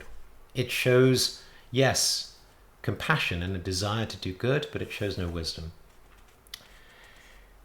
Rinpoche continued. He said, what does it mean to live and let live? Well, maybe it means closing your door and being alone in your room. Maybe it means going for a walk in the forest. He said, yes, not so bad. Although, of course, it depends on the state of your mind as you do these things. He said others might think it's reading a book or listening to a podcast. But he says, yeah, actually, maybe that's not really live and let live, because all these books, all these podcasts, everyone has an agenda, right? They're not just encouraging you to be free and living for yourself. They're trying to usually sell something or convince you of something. So, in the spirit of sort of reflections we started last week, I would invite you to think again after this teaching, how do we let the world influence us, right? How are you influenced by other people, by media? Or indeed, how much are you seeking to influence and control other people in your life or in the world? Okay, Rinpoche then briefly touched on what it might mean to be to live this live and let live, right? To be free of this control freak. And he said, really, it looks like being free from all fabrications or influences, the contrived world of references and judgments. As we talked last week, this is a bit of an unlearning again, right? Although if we look in the Madhyamaka teachings, the teachings on the middle way, we distinguish between the world of ideas, right, and actually balancing, finding a middle way, unlearning or countering some of our extremes. That's the sort of relative level of unlearning. But then there's a more ultimate level, which is really going beyond any point of view, right? Going beyond any identification with a narrative, with a philosophy, with a view. And here Rinpoche talked at the relative level. He said, look, if you read a New York Times, perhaps you should also read the Pyongyang Times. Although I suppose one might also say perhaps you should watch, Fox News or One American News Network. We're conditioned to prefer one over the other. And so really becoming free means freeing ourselves from this kind of conditioning and fabrication. And I like the example, right? Because our political leanings, our preferred newspapers, it's a very easy way to see the ways in which we're not free, right? The ways in which we prefer something strongly over something else. Okay, so back to the outline. So that was talking a little bit about where are we, right? The reality. Now to touch on the root cause. So we're control freaks. Why are we control freaks? Well, because we have no real picture, as Rinpoche put it, of life, right? We have the wrong view. We're delusional. We'll talk a lot more about view and what that actually means in future weeks. So for now, let me just use the word kind of mindset, set of assumptions. It's a little bit like imagining you're seeing the world through a set of colored sunglasses, right? What is the color of your sunglasses? That's kind of the equivalent of view, right? It's all the sets of references and narratives and assumptions, beliefs, which you've learned from your upbringing, your family, your education, the whole life you've lived up to this point. But in particular, there are some views that are really causing the problem, right? So some of the ones Rinpoche mentioned, he said, we look at things that are not 100% satisfying, but we think they are happiness. We look at things that are just passing and temporary, but we think they're going to last forever. We look at things that are made up of parts, but we think they're wholes. A classic example in Buddhist meditation is to look at one's hand and say, hey, it's a hand, it's a single unit, but actually if you look at your hand, it has skin, it has nails, it has blood vessels, it has, joints and bones and all kinds of stuff, right? Another one is, and this is the most important, as Rinpoche says, we look at things that are just appearances, apparitions, projections, and we think they're real. He said it's a little bit like thinking that a mirage is really water, or that a scarecrow is human. And it's not just that we have these wrong views, we become habituated to them. I'll talk much more about this when we talk about view, but it's actually very similar to the approach of cognitive psychology in the West. And actually, if you look at cognitive behavioral therapy, which is among the most popular and effective forms of therapy, it operates in this sort of way where we identify what are called distorted cognitions, ways in which we're making incorrect assumptions about our life or about other people, learning to identify and understand and correct for those so that we no longer live from this place of distorted cognition. So in a way, you could actually say the Buddhist path has quite a lot in common with that. We should probably say it the other way around, actually, since the Buddhist path came first. But this notion of really understanding and appreciating how our view underlies our thinking, our emotion, our action. So Rinpoche gives an example. He says, look, it's like crows in the paddy fields. They come every day. The wind blows, the scarecrow moves a little bit, and yet they're still scared. You'd think, coming day after day, by now they would have learned, but still they have not learned. He says, or, imagine bees or flies trapped behind a window or inside a glass. They keep trying to get to the other side. And he said, we have hope and fear, and the habit of hope and fear. We're just like those crows and those bees. By now we should have learned it isn't going to work, but we generally don't. And again, it's similar to this idea of idiot compassion I touched on. I want to just make the point here. Buddhism is not suggesting an attitude of nihilism, right? It's not suggesting just giving up. And in fact, yes, we may criticize this clinging, this kind of desire to live, but Actually, if you're interested in the roots of psychology, there's a lovely book called Why Buddhism is True by Robert Wright, who's an evolutionary psychologist, among other things. And he really looks at how we can understand the roots of a lot of the psychological problems that Buddhism is addressing through evolution. He even says that the modern idea of the modularity of mind resonates with the Buddhist teaching of no self, right? So he sees a lot of crossovers there. But I think the main point, as I've said already, is that most of us are starting from a place of being highly attached, right? We're in this life of trying to control things, of being caught up in hope and fear. And so almost always Buddhism is going to start by trying to tackle that head on, right? So the first set of teachings you'll hear will almost always be about the futility of samsara, in other words, worldly life, about why we need renunciation, about why we should cut back on our striving. Now, of course, the danger is we may nihilistically assume this means we should give up on life. Far from it. Which, by the way, is part of the reason the path then also gives us not just a goal of enlightenment, so something to strive for, but also compassion, right? The goal of benefiting others. And as with the path, right? As with the hero's journey, as we saw last week, as with the famous Zen saying of, first there were mountains, then there were no mountains, and then at the end of the path there were mountains again. Yeah, we start out in the world, but attached. We then detach, right? We go on this transformational journey, but not with a sense of trying to abandon the world, rather with a sense of abandoning the clinging and attachment, so that when we've come through our journey, we can come back to the world, and then we're in the world, but we're not of the world, so to speak, right? We now have this kind of freedom, this ability to truly manifest our best for ourselves and for others, right? Without all of the neuroticism and anxiety and egocentrism that we had at the beginning.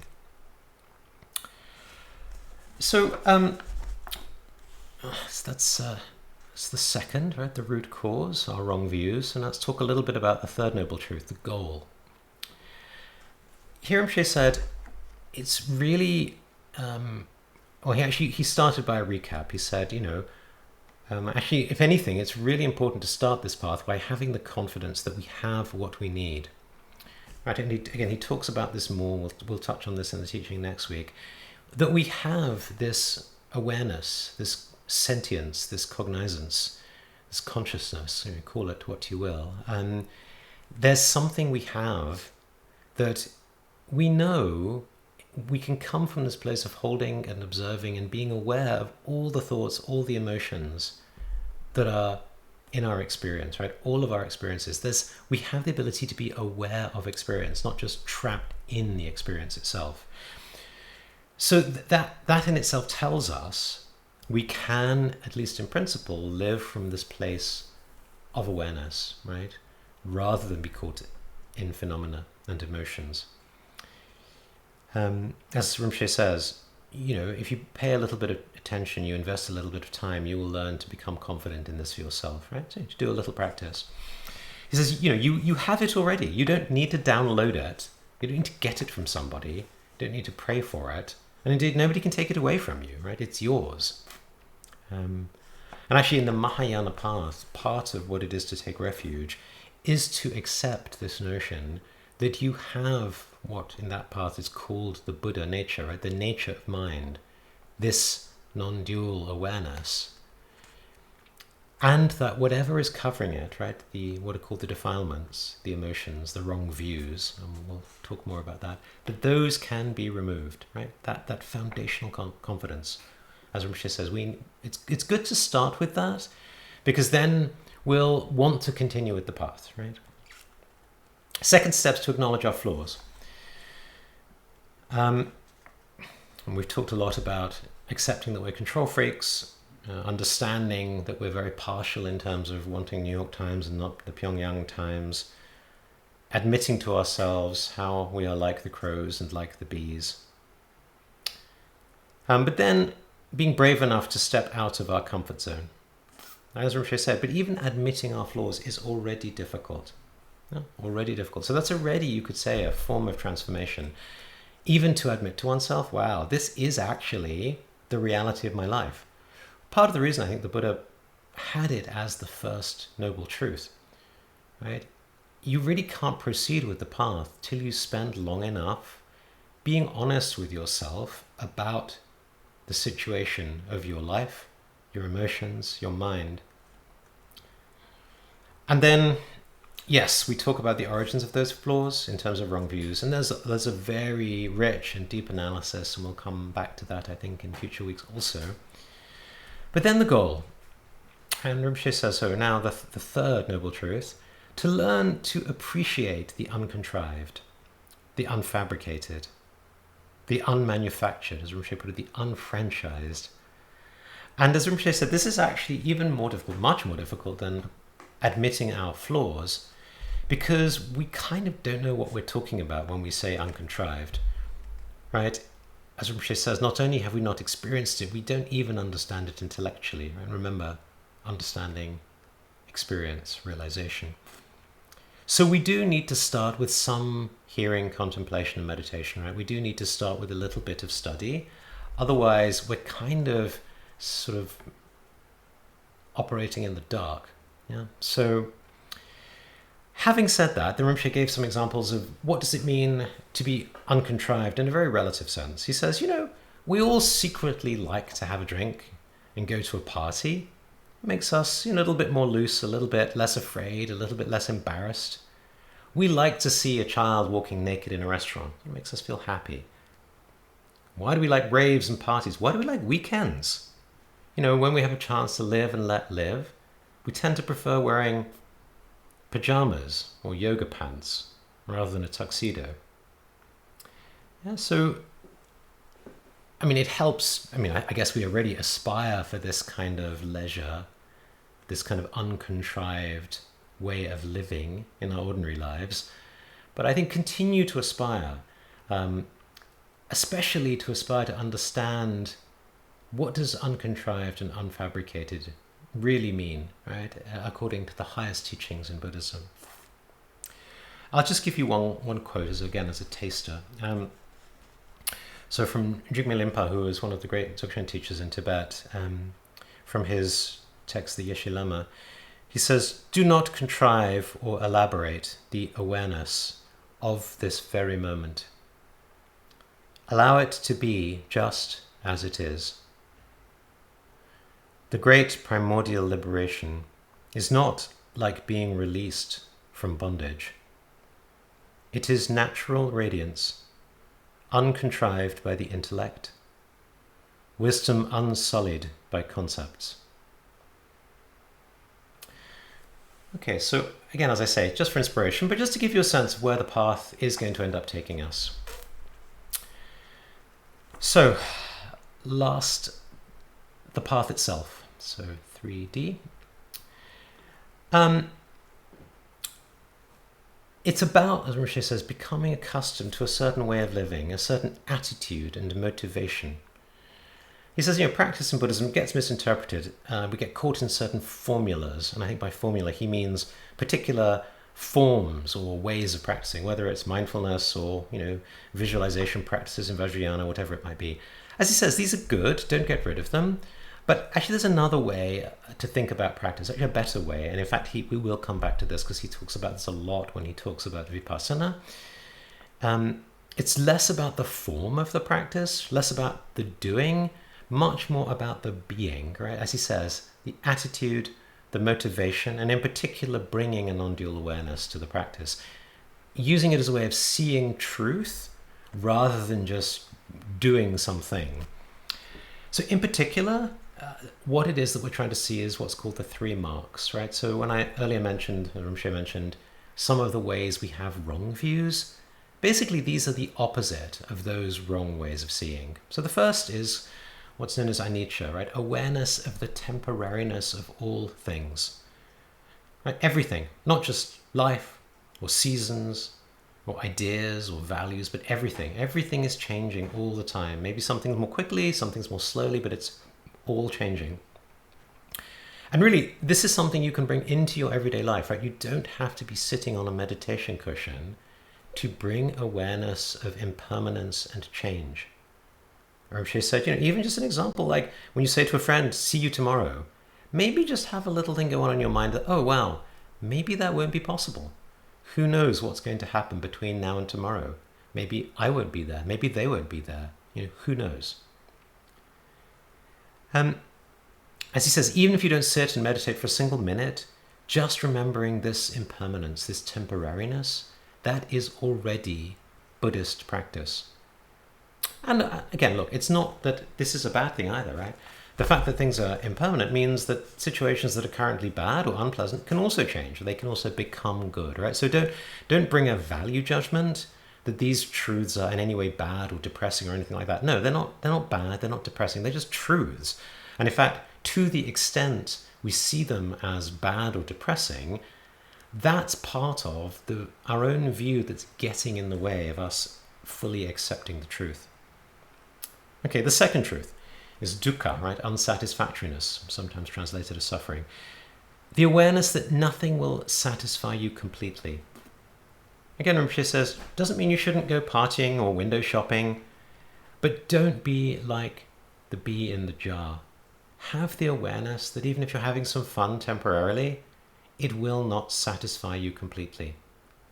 And again, as with the impermanence on meditation, you can do this while you're standing, while walking, while chopping onions, anywhere, not just when sitting down. The third one, awareness that everything is just an appearance but not real. Right? That's anatta, so non-self. And this is the most important, and we will come back to this in future weeks. Basically, everything that we experience, all our appearances, basically the entire phenomenal world is just an appearance. And modern cognitive science says exactly the same thing, right? It's a virtual reality, a projection created by our brain. And just remember, we don't see the world, right? Our eyes connect to nerves, the nerves send electrical signals, our brain is inside this box, right, a skull. It can't see, all it gets is some electrical signals, which it then converts into something that we habitually associate with seeing. But what does it actually mean to see? Do we really know what the world is like? Anyway, we can talk about the philosophy of mind and neuroscience and consciousness another time. But just to say, everything is like an illusion, like a movie, like virtual reality. Oh, to use the movie, like the Matrix in a way, right? And how should we practice? Well, ideally, remind yourself of these three characteristics every hour, even if just for a moment. Do it while jogging. Do it while reading a book. Do it while listening to a Buddhist teaching. Right? This is part of the in-the-moment awareness, right? The meta-awareness, as psychology would say. Being aware while you're going through experiences that every experience that you have has these characteristics. That is a wonderful way to practice. In fact, it's a very profound practice.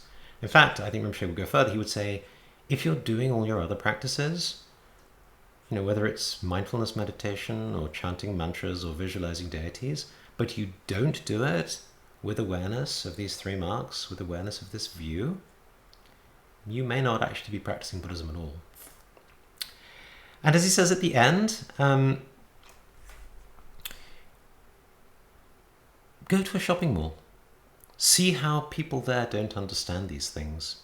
Feel tremendous love and compassion for them, as if you're the mother of an only child that has a problem with hallucinations, right? And hallucinations are even worse than having a toothache or a headache, because hallucination is having a problem which isn't even there in reality. So with that, we're now at 12 at the end of the hour.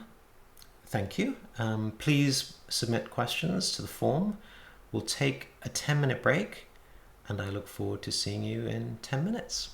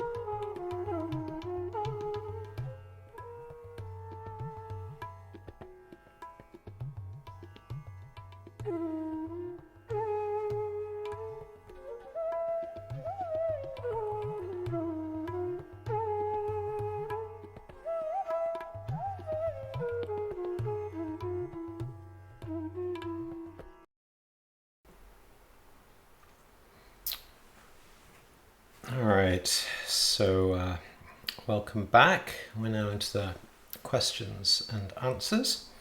I see there's already several on the form. Please keep answering them and I'll go through them. I have to say some of these are diving in a little bit at the deep end, so I hope you'll bear with me. So first question from Pam. She said, I may have misunderstood what you said last week, but I thought you were referring to the mind as being in the brain. My understanding is that the mind has no location. Can you explain and clarify further, please? Yeah, well, I think by the way, there's other questions coming up about the nature of self, which are going to take us in a similar direction. So, in the classical meditations, the Vipassana meditations, part of the way a practitioner is invited to establish that the mind is empty is by seeking to locate the mind, right? So, by the way, I need to take another step backwards here. When we say non-self, when we say non-mind, when we say the self or the mind are empty, actually it means a lot of different things, but we're not saying that it doesn't exist. Right? It's really, really important to underline that. When Buddhism says there is no self, it doesn't mean, you're not watching me now talking to you. What it means is there is no self as a truly existent subject or object, right? Something that is eternal, something that is not subject to change, something that has clearly defined boundaries, something that doesn't interact with anything else. Which, by the way, would be the equivalent of a belief in a soul, right? And so Buddhism emerged before Christianity or anything like that, right? So the early philosophical opponents of Buddhism were Indian religious traditions that did believe in something like a soul. And the Buddha wanted to take issue with that. So, there's a lot of philosophy. And when we talk about establishing the view of emptiness, of course, there's a very rich analytical, philosophical tradition to do that. But for many people, they don't have the time or energy or inclination to read or study the philosophy. So for them, it's offered as a set of practices, right? So as a practice, if there were such a thing as a true self, a true mind, some physical thing that could be found, you would presumably be able to analyze and find it. Now, I hasten to add, look, this was 2,500 years ago, before people could even imagine the difference between hardware and software, right? So there are lots of ways I think we would understand it today that would be different, and we can certainly talk in much more depth about the cognitive science and the neuroscience and what a contemporary understanding of self in the West actually looks like. But the basic point is, if we analyze, we cannot find a fixed self, a fixed mind, a truly existing mind, right? So it's not even that the mind has no location, it's that really we don't find a mind, right? We find perhaps an awareness if we're looking, but if we mean mind by thoughts, etc., we see all of those have this characteristic of anicca, right? They're all impermanent, they all come, they all go. So to answer your question, do we think the mind is in the brain? Well, I think in a relative sense, from the perspective of cognitive science or science, we would say yes. It's not as if our mind comes from somewhere else. However, even in cognitive science and philosophy of mind, there is what's called the hard problem, which is the question of, even though our brains can produce thoughts and can function like some advanced computer, why should there be any experience? Why should we be able to smell, the lovely smell of cooking bread? Why should we be able to feel the sensation of wind on our skin, right? And by that, I don't just mean have some sensor that registers there is some atmospheric movement, so I should do something. We can build machines that do that. I think the point is machines don't experience, right? Now, there's a big debate whether they could experience, whether they will one day experience. But I think in Buddhism, when we say mind, we also need to differentiate between this underlying awareness that is what distinguishes a sentient being from a machine or a robot, right? And so I think in that sense, just to finish to answer your question, Pam, even in Western science, we honestly have no idea. And philosophers have not reached any definitive point of view about whether consciousness is something that can be traced to material roots, or whether it is in fact some fundamental constituent of the universe, which somehow manifests in us and through us by virtue of having a brain. So, yes, when I was talking about mind and brain, I was talking more in this relative sense. Once we're talking at the sense of non-dual awareness, of consciousness or cognizance, we really can't say so much about it. The one thing I would say, though, is some people do say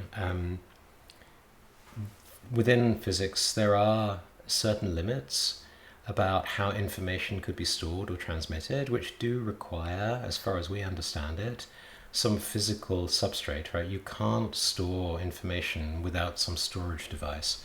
And so I think in modern science, people are somewhat skeptical about explanations of mind that are totally immaterial, because if a mind is in any way supposed to process information and thoughts and emotions, it needs to be able to have somewhere to store that, right?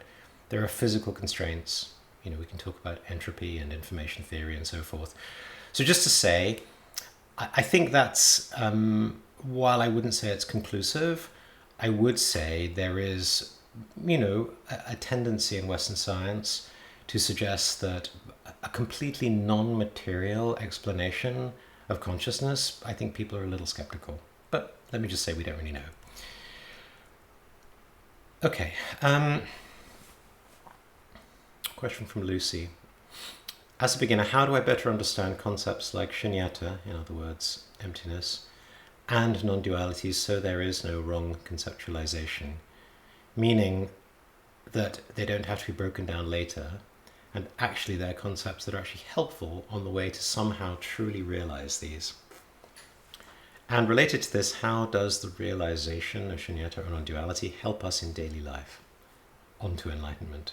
Okay, well, that's another very big question. I guess the one thing I would say is, as I've just touched on, I think one of the most important things as a beginner is when you hear words like emptiness, not confusing it with nothingness, right? I mean, many people say emptiness is really a bad translation of shunyata because empty tends to imply nothing to most Western ears, right? We think when our cup is empty, there's nothing in it, right?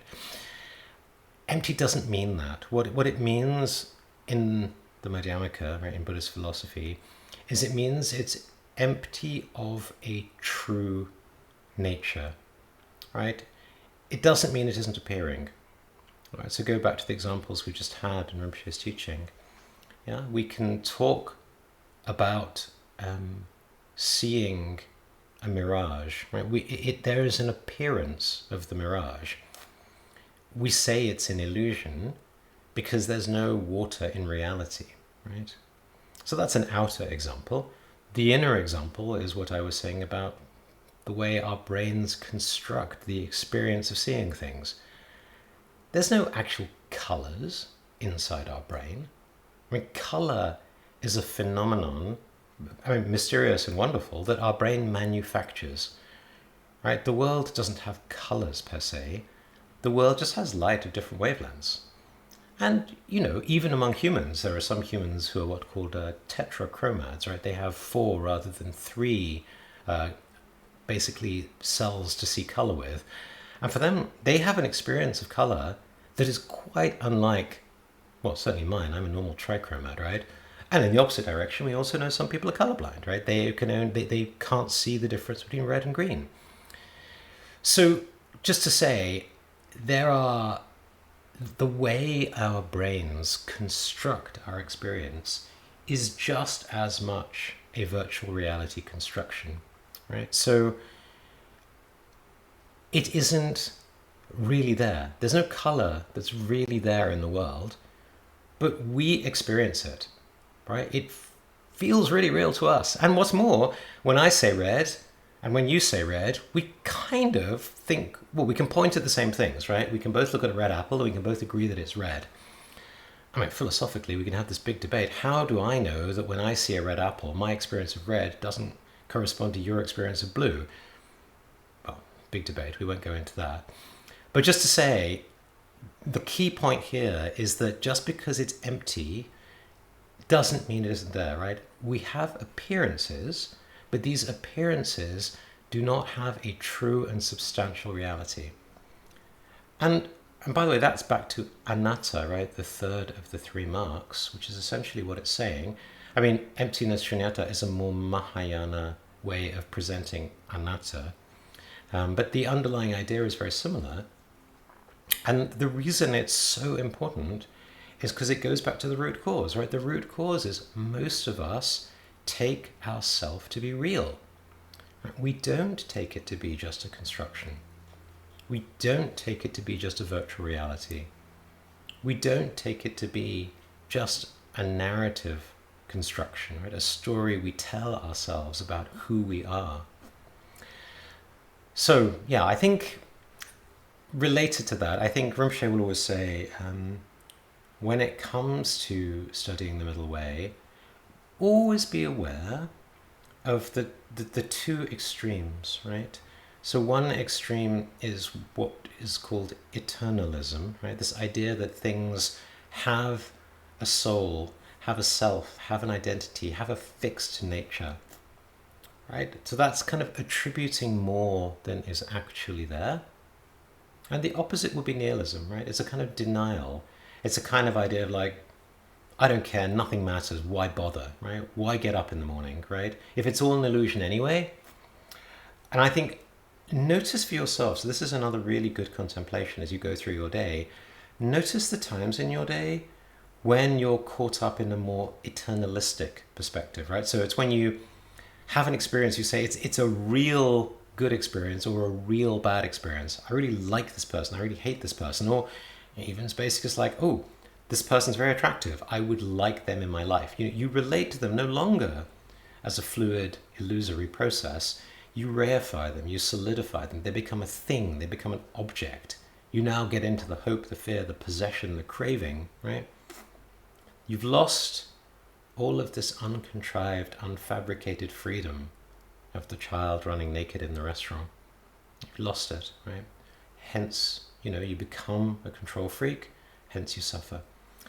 And the opposite, right? If you're nihilistic, right? When you start denying that anything matters, you start to kind of deny causality, you deny the effects of yourself, you don't take accountability for how you affect the world and other people, etc., etc. You give up, you lose hope. All of those things are equally another extreme, right? So notice yourself getting caught up in too much grasping, too much clinging, too much solidity, too much reality. Also, too much nihilism, too much it doesn't matter. I would say if you can do that, that's a really good way to start. Barbara, how would you simply define mindfulness? So many definitions out there. Yeah, no, that's fair. I mean, I think all of them, I would say that the classic definition is really based on the Pali word, right? Sati, or the Sanskrit smriti, which is the same, just translated. And yes, it means mindfulness, but actually it has a lot of other connotations in the original, which I think we tend to lose in the contemporary debate, because it actually means recollection. It means calling to mind. It means bearing in mind. It means remembrance, right? And so you might say, well, hang on a second. I thought mindfulness is meant to be this kind of blissed out, hanging out in the present moment and, savoring my food, whatever it might be, as seems to be taught in some Western traditions. Not really, right? I mean, I would say the simplest way of putting it, and I'm sure we'll come to this when we talk about Vipassana, is it's being mindful of these three marks, right? So just as he said, going through your day and remembering that all things have the nature of anicca or impermanence, that is part of mindfulness, right? Because let's just take a step back. What would it mean to have this, what's sometimes called bare awareness, right? Mindfulness without being mindful of anything in particular. Well, then all you do is you just say, wow, there's a bunch of stuff. Oh, and there's more stuff. And there's some thought stuff, and there's some emotion stuff, and there's stuff in the world. And it's like, what, as Rinpoche says, what does that tell you? I mean, you can stare at your mind all day long and notice thoughts come and go. Where does that lead you, right? Unless you're able to actually step beyond this flow, this never-ending flow of thoughts and emotions and experiences, you won't get any insight, right? And actually, we'll talk when we talk about Vipassana. I mean, Vipassana, the word means insight, right? Vi means greater and Passana means seeing. So Vipassana means greater seeing. If all you do is just see the passing flow of thoughts and emotions and phenomena and experiences, that's not really mindfulness. I mean, you could argue in the Western psychological sense it is, but that's not what is meant by the practice of mindfulness in Buddhism. Because remember, in Buddhism, the difference is we're trying to practice in order to realize the three trainings, right? We're trying to train in discipline or ethics or compassion, in mind training, and above all in wisdom. Right? And without the recalling or remembering the nature of phenomena, the nature of thoughts, we're not mindful in a Buddhist sense. Yeah, because I mean, I can be mindful in a very worldly sense, right? I can be mindful that I, stubbed my toe and it hurts. But again, that alone is just part of ordinary life. It's just part of samsara. It doesn't lead us anywhere. It's not transformational. It's not part of a Buddhist path. Okay, next, from Carlos. A question about relative bodhicitta, the bodhicitta of aspiration. Trying to apply it and to be aware of that aspiration while, for example, lighting a candle or even doing daily activities such as walking to work. Brackets, may this action take all beings to enlightenment. I feel that I should do more, in quotes, than simply saying that mentally. But I don't exactly know what to do or how to put in a mental effort in that desire or aspiration other than just to have the thought of that for a second. I'd like to feel, in quotes, that I'm doing something more powerful or thinking of that in a stronger way than just bringing that phrase or idea to my mind. Right, okay, so if I can paraphrase what I think Carlos is asking, he's saying maybe it doesn't feel enough just to do this supposed wish that all beings, that what I'm now doing can bring all beings to enlightenment. Maybe it feels too distant, too disconnected, and it would feel more real to do something more concrete. Oh, I can understand that. I think all of us have this, to some degree, some attachment to form, to behaviors, to actual doing things. I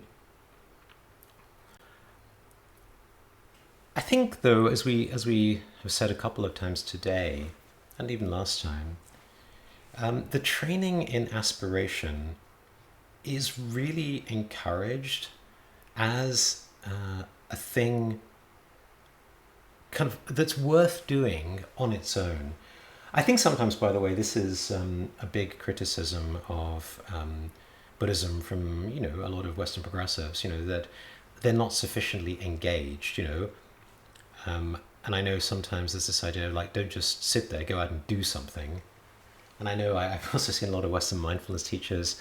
They, as a kind of reply to that, say, don't just do something, sit there, which I think is quite sweet. But I think it goes back to the underlying point, which is like this idea that I mentioned of first put on, cover your own feet with leather before trying to cover the world with leather. But secondly, first do no harm, right?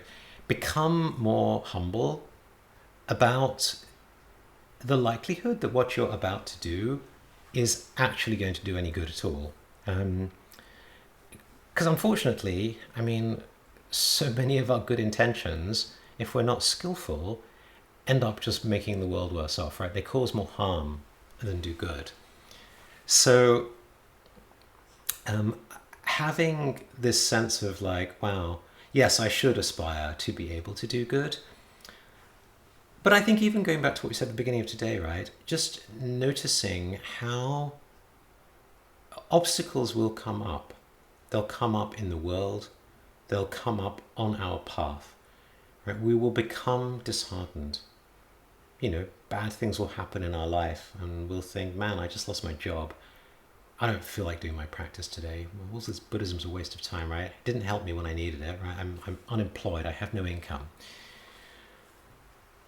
And I think that's the time where having this really deep well of a kind of solid foundation in aspiration is really, really going to help.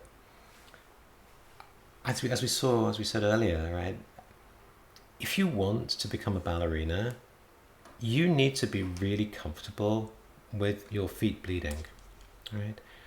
And I think it's less, so to your question, Carlos, I think when things are going well, of course, doing good things is great, right? But I think the real test of our practice is how are we when things are not going so well?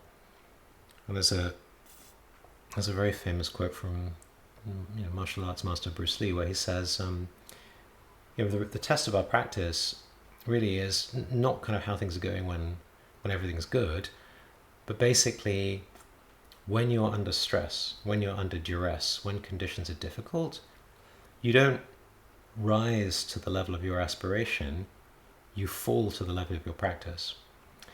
And I think there's something very profound in that for us, because actually the way we go wrong in life is usually at times when we're weak, right? That's when we harm others, that's when we harm ourselves, that's when we make mistakes, we make bad decisions.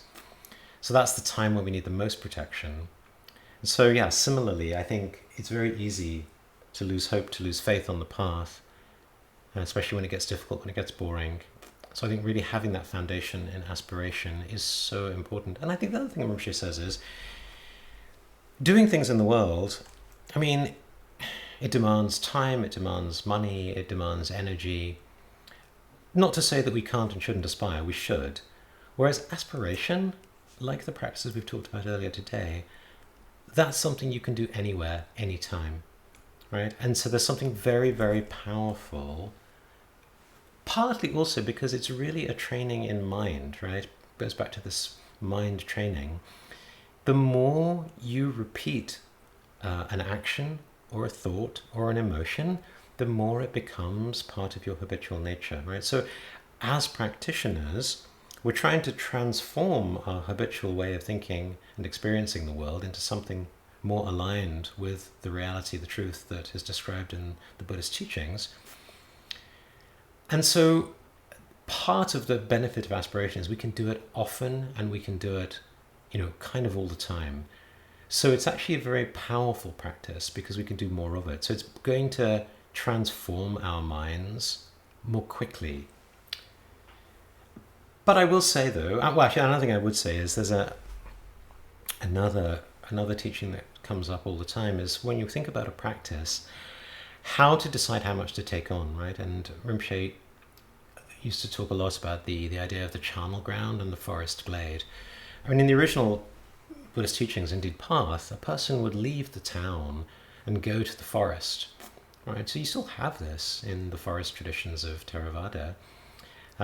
People would find a peaceful place away from distraction, away from noise. It's a little bit, the same idea of going onto a retreat or even becoming a monastic, right? This idea of simplifying your life, taking yourself away from all the need to do things in the world. Partly because, that way we can focus on our practice.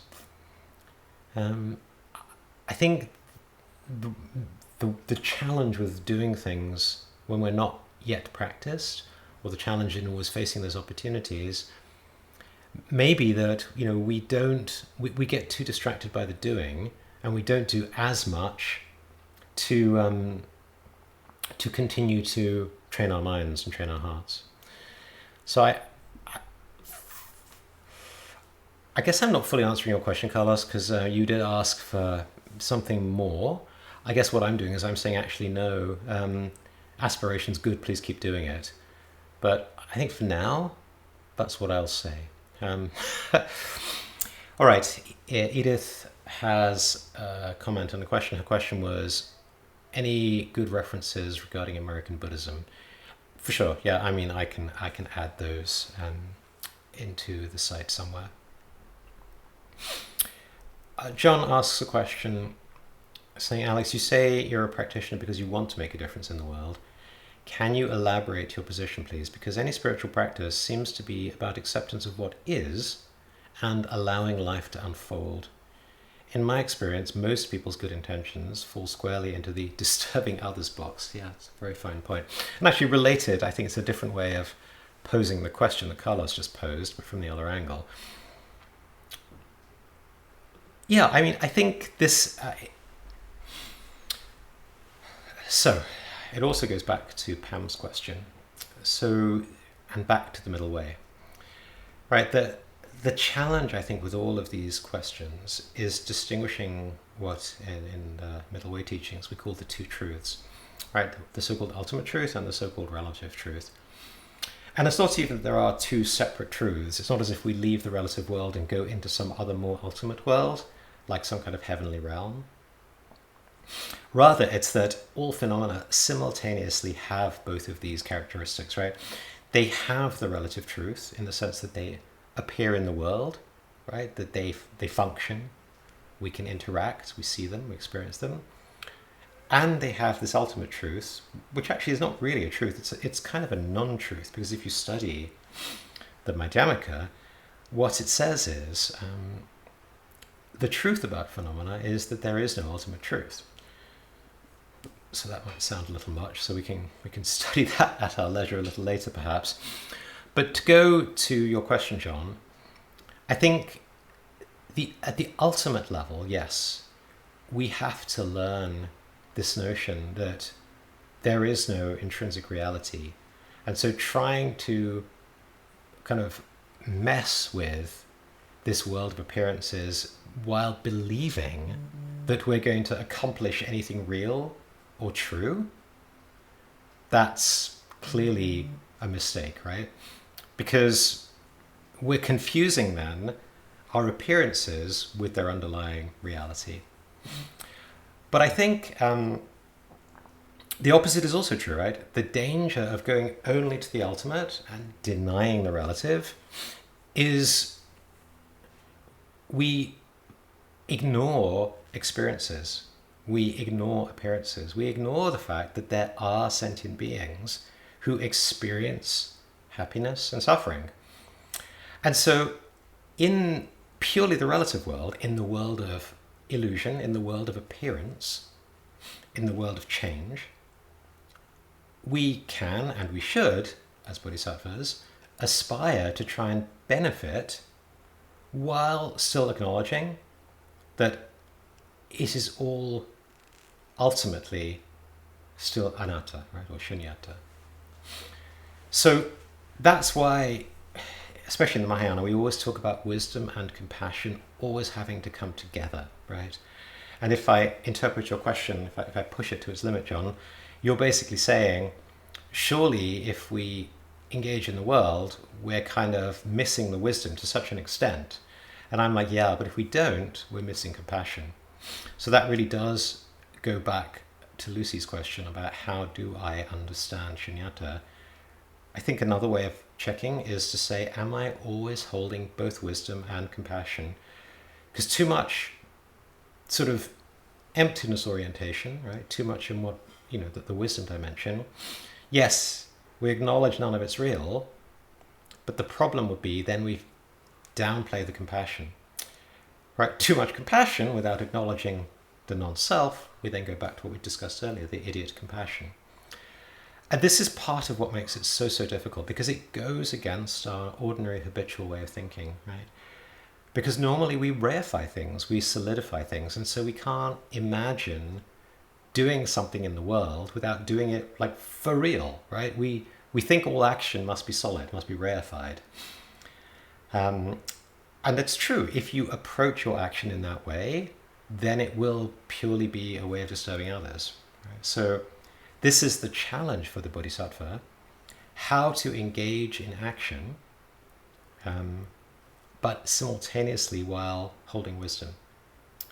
Which goes back to what I was saying before about vipassana, right? Rinpoche will always say with any Buddhist practice, and the same is true for any worldly action, we engage in the practice, but always holding the view, because the practice without the view is just yet more worldly activity, right? It's not Buddhist practice. But at the same time, the flip side would be, John, if all you're doing is the view, but not doing any practice, that's only going to work for you if you are truly a practitioner of the very highest capabilities, where you don't need to be doing anything and can just rest in the nature of your awareness. And unfortunately, there's very few people who are like that. Right? Most of us need some kind of practice, some kind of doing, to not just fall into kind of delusions.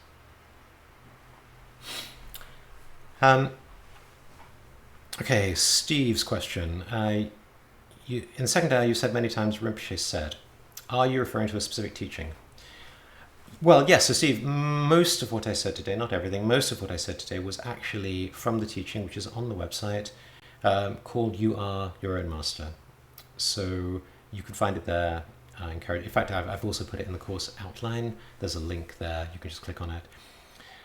I am, throughout these 8 weeks, of course, doing a little bit of a synthesis, in the sense that I'm bringing together things he has said across the 8 weeks, and of course things that he said in the previous 20 years I've studied with him. So, but yes, if there's any, please, by the way, do ask questions on the site. If you have a specific thing where you'd like a reference to know where Rinpoche said it, please ask, and I'll get you the reference, because I can pretty much find references for everything that he said, or that I'm quoting him to say.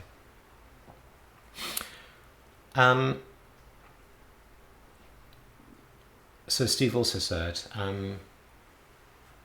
one long-standing irritant is the idea that we must all improve ourselves before we can improve the collective. He said, I fear I'll be branded a progressive, but certainly there must be some way we can achieve systemic change that will correct our current path of total self-annihilation. Also, what happens to Dharma when humanity has extinguished itself? Does the biological evolutionary process begin over again, eventually yielding humans seeking to practice Dharma? Great, two great questions. Well, look, I think the first question, yes, absolutely. The reason the Mahayana path takes worldly engagement as a practice is precisely because as beginners, we know we're not very good at it, right? We know anything we engage in is going to be flawed, imperfect, we're going to try and do good, we're going to mess up. But the Mahayana argument is the reason we don't just want to go off and meditate in a cave is that it's only through engaging with the world that we can, it's like I said at the beginning, our engagement in the world holds up a mirror to us, right? It's about trying stuff. It's about engaging with people. It's about trying to change people or systems or institutions or society or politics or whatever it is that we are passionate about. Very quickly what will happen is it will give us a mirror into our own minds, our own hearts, our own awareness. And in the Mahayana, right, even though, yes, of course, we want to benefit beings, our way of engaging in the world is primarily as a way of cultivating our own wisdom.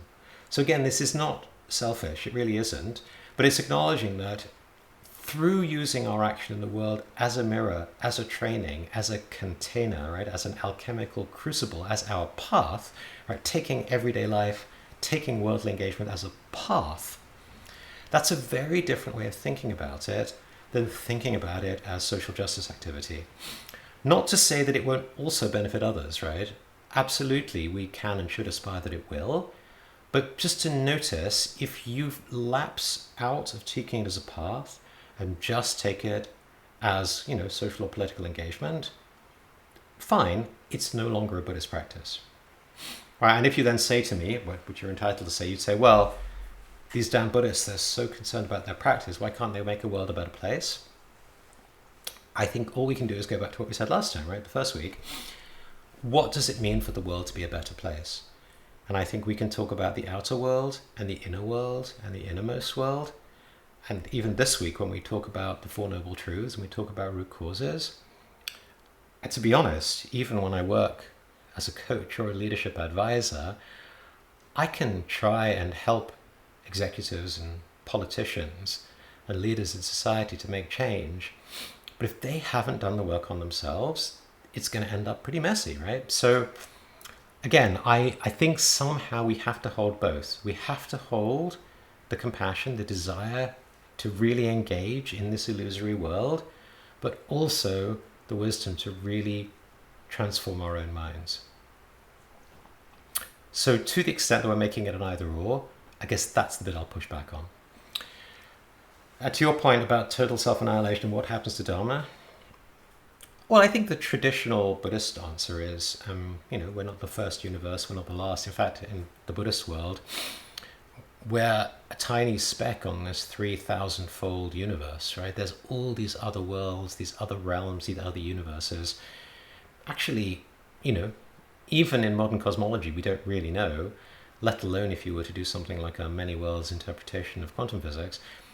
The point is there are many possible worlds out there. And even if Dharma were to stop on this one, I think the answer would be the truth of the Dharma is not something that the Buddha came up with.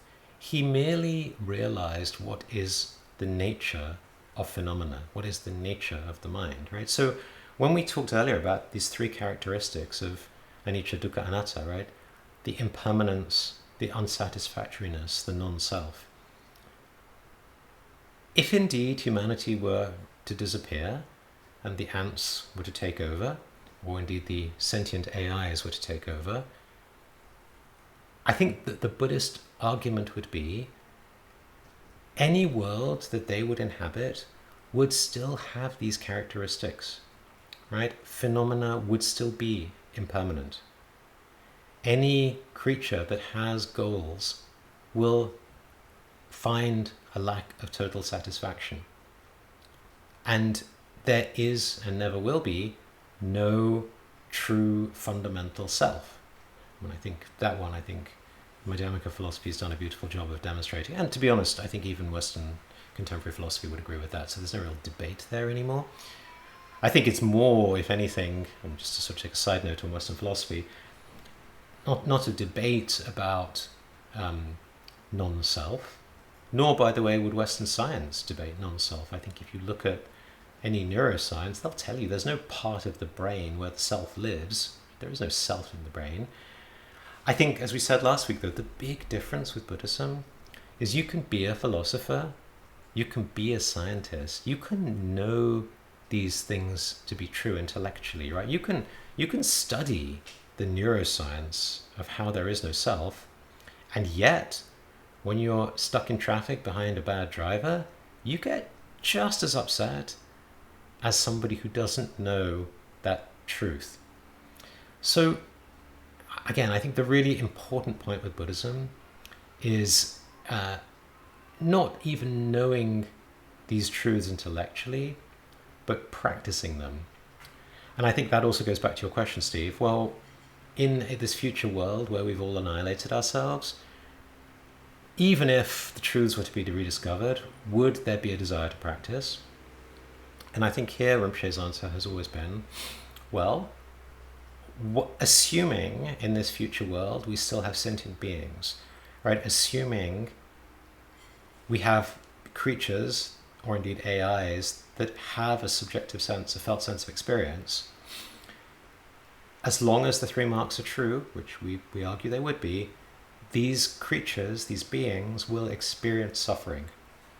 right? They'll experience something about their world that they don't like and they want to change.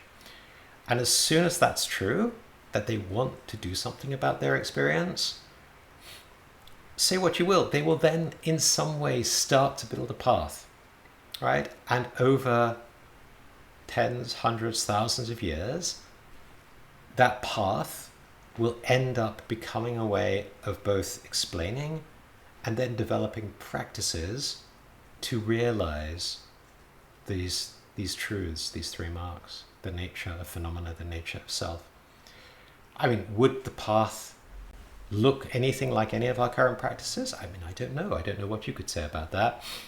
I personally think I can't imagine a world of interacting beings or even computers or agents where there's some kind of interactivity where you wouldn't want to cultivate some kind of ethical consideration, like how would these sentient beings interact, some kind of mind training, and then some way of understanding wisdom.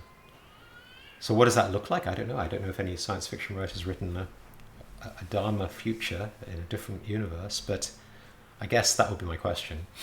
So yes, I think, I'm speculating of course, but I would be fairly confident that if we had to reboot the whole thing, unless for some reason the universe didn't obey the same kinds of laws, I think we would find the Dharma re-emerging because the three truths, the three marks would be there, and then a path would come once sentient beings started to suffer, and they would then want to find a way of getting out of that suffering. And just like the Four Noble Truths, they'd realize the root of their suffering, they'd understand what the absence of suffering might look like, and then they would create a path. Okay, next question from Ibru. It's a very touching question. Recently I lost a baby squirrel that I've been raising for 8 weeks. It was about 7 or 8 weeks old when I found him. 3 weeks ago he got really scared about something. I couldn't calm him down. It turned into a seizure and he died just hours before we were planning to release him, as he was now at the age of being an adult. His passing away crushed me. I'm filled with sadness and guilt. Is there anything you can say about the death of animals from a Buddhist point of view? He died 3 weeks ago. I've been trying to create merit and good karma for him. I'm very familiar with the concepts of anicca and anatta. I'm really surprised myself how much of a difficult time I'm having with this. Thank you. Gosh, what a question.